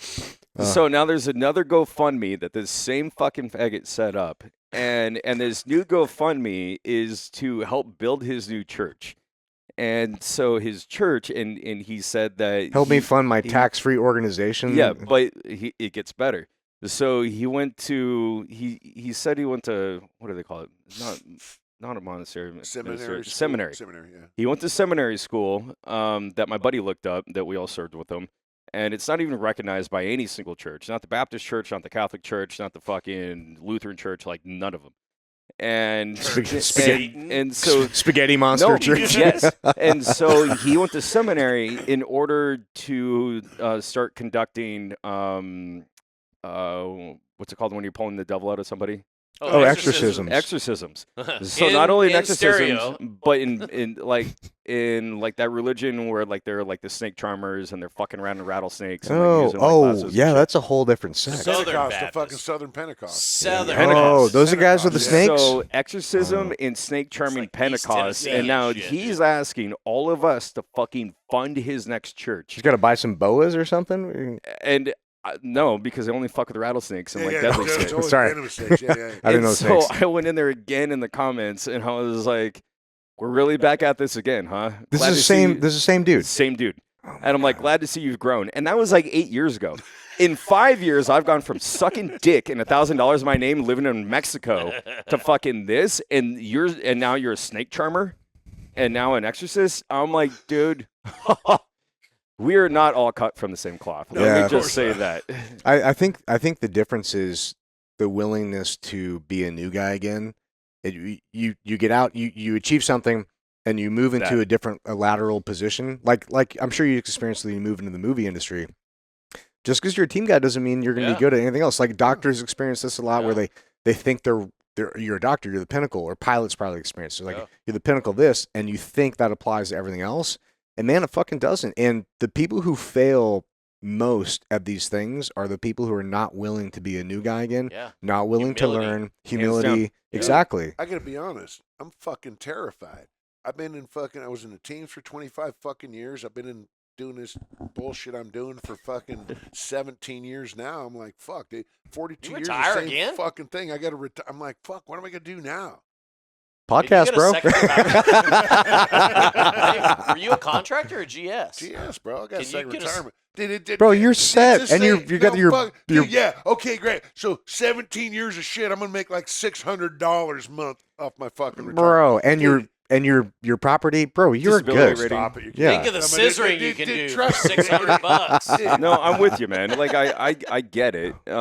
However, there are so many opportunities that I've even allowed, right? And I have a fucking pencil fraction of a career compared to you. And the only reason that I'm afforded these opportunities is because, injury sustained downrange with a disability, then the retirement, and then your other retirement.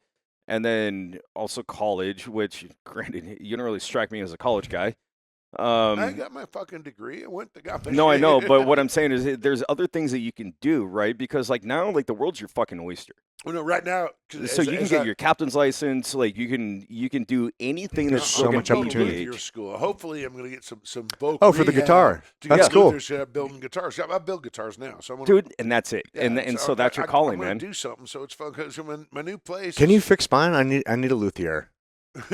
Yeah, maybe it'll help me play better. A luthier is somebody who massages guitar. Yeah. Loser. So then check this out, right? Like, so you build a few guitars and you kind of get them under your belt, right? And you think they're good. Well, now amongst all of us, we know a lot of musicians, I'm sure. Oh, yeah. So then, hand one out or sell one to. I know Beto knows Post Malone really well. And Post Malone loves guns. He loves the community. He loves all these things. He's a great shooter. The second that you can get your guitar in Post Malone's hands is the second that you're going to fucking sell out and you're going to have a back order. Well, so that's what I'm saying, right? So let's see if he'll answer his phone. It's a matter of utilizing your network. So you chase your passion. You find your passion, right? Now that you're retired and separated, you're no longer fucking with NSW. Now you're building guitars in your wood shop in your brand new fucking spot. Think you'll answer? Who? Post? Yeah. You're calling right now? Are you really calling Post Malone? Yeah. Posty, you're on a podcast.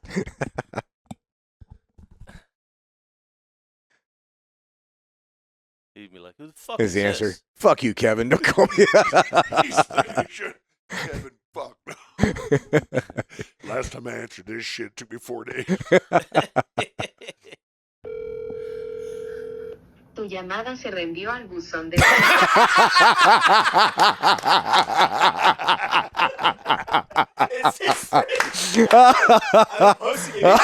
He must have changed his number. That's a custom message. We are close to Mexico. What's the area code on that? I also heard he just got divorced, so that might be Hong Kong. God. Oh, it's his wife's number. I heard a rumor. Ooh, holy shit. But it's also only TMZ shit, I'm sure. Yeah.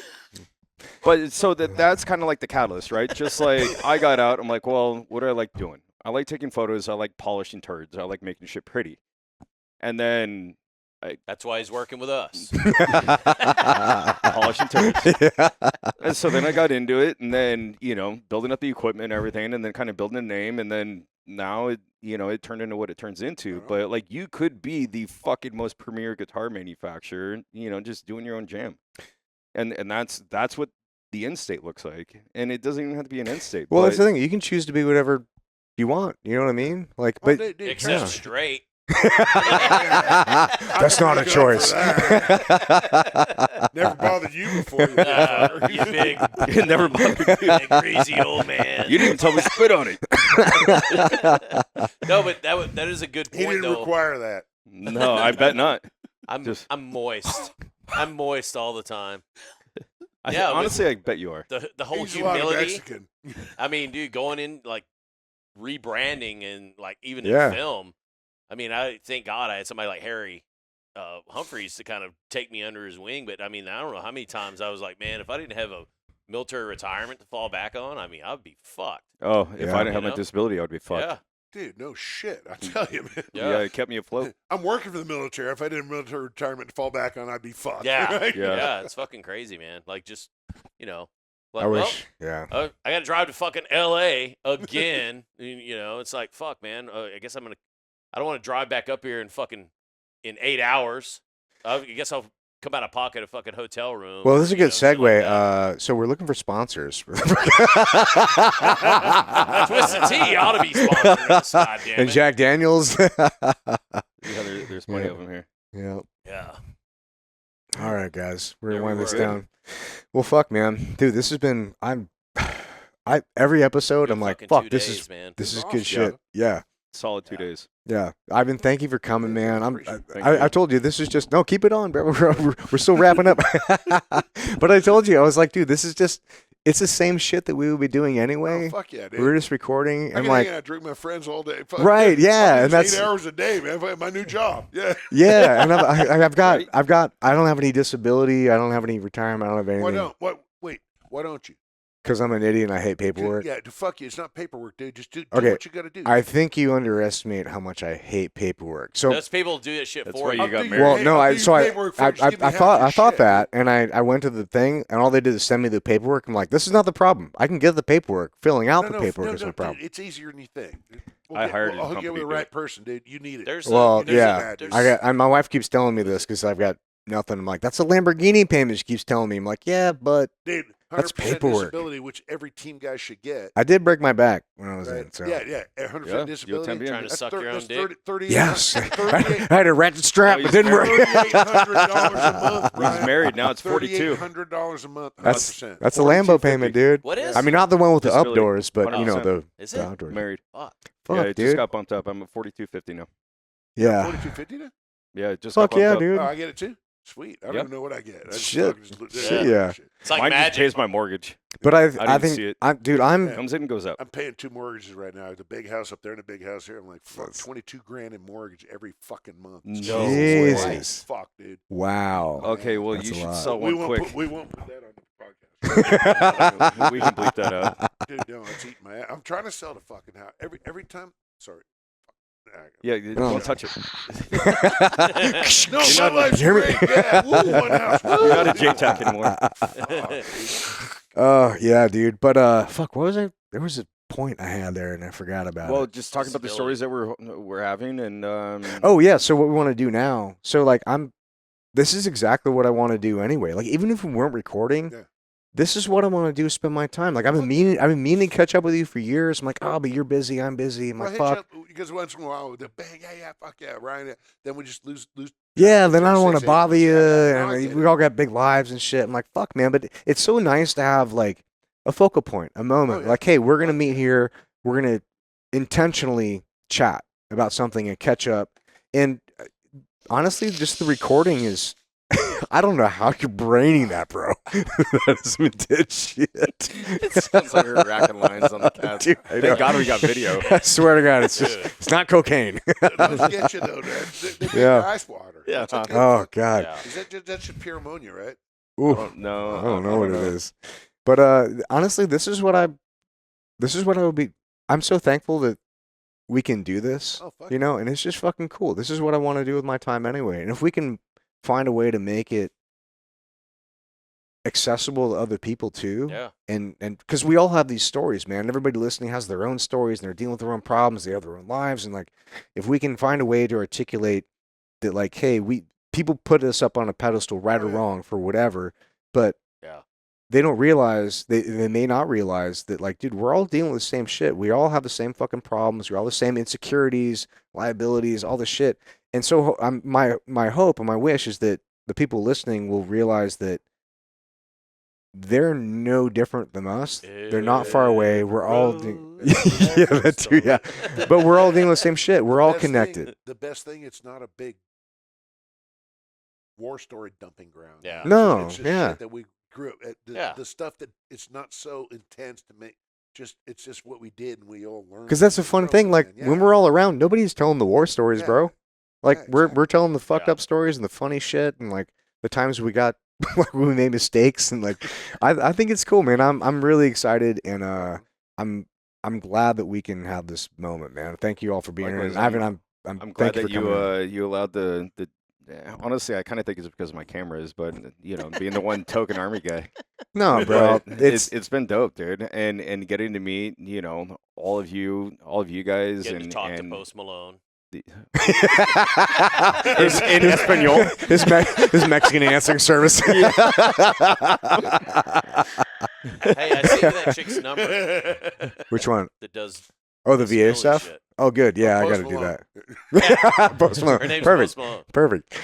But no, dude. Like, it's been sick. Well, honestly, I think I'm so glad that we can all three be here for this too, because I think the three of us have a interesting dynamic. Because it was just team guys talking shit. Like, bro, half the people aren't going to get it, and I think having you and your perspective, but also too you and your history and your background, is not. It's a very valid perspective. Absolutely. Yeah. Without a doubt, man. It's close to it. I mean, like, all this NSW shit on there is like, I didn't steal it. Like it was given to me during war. And I've always had like the utmost respect for NSW. And then being kind of thrown in the heart of it all. Then there's your bad characters and your shitty characters and your great characters and your good ones. And we only have the good ones on, and the great ones, and that's what's been awesome about it. Well, I think you're a great example of this. Like, you hear the stories from a team guy perspective, but you have the same stories, and I'm sure people listening have the same stories. Like, we're all walking the same fucking path. We just think we're different, And I think this podcast is a great example of like, dude, there really are very few differences between all of us. We have the same mentality. We're choosing to fucking progress and learn and build and grow. And I think if you want to do that and you're not a victim and you don't blame other people for your shit, then this is the fucking place, man. I couldn't agree with that more. Because I hate the victim mentality. I hate the woe is me. And dealing with that, and then also the veteran suicide epidemic with friends, like it's a hard dichotomy, right? Because there is the woe is me, and then there's the victim mentality, but it's also like, come on, man.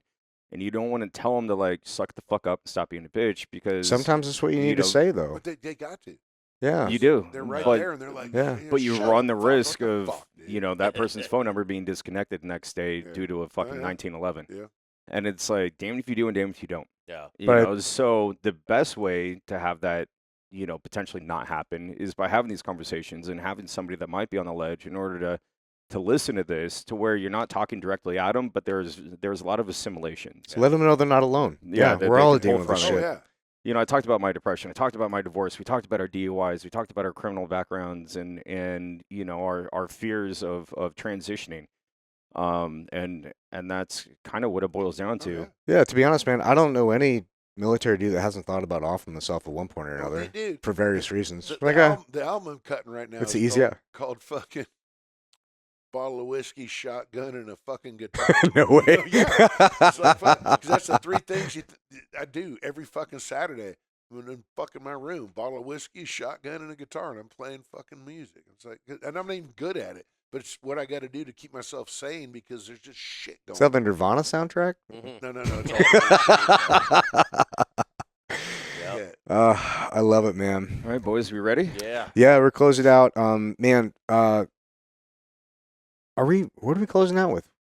I don't know. Fuck it. We don't even really have a closeout, do we? No, we just have to give mad praise to our amazing guest, Ivan. Thanks for coming on, Ivan. 2 episodes now. Yeah, dude. Yeah. Good luck on your ventures. Your new place looks fucking amazing. We'll do this shit. Do one of these up there. Tower, dude. We do. Honestly, I mean, this is a portable system. Have guns will travel. Show them the thing, right? Oh, I'm going to show them after. This is palatial, dude. That's not palatial. It's nice, but it's not palatial. I I don't That's have good. a log. All right, folks. Thanks for showing up. All right.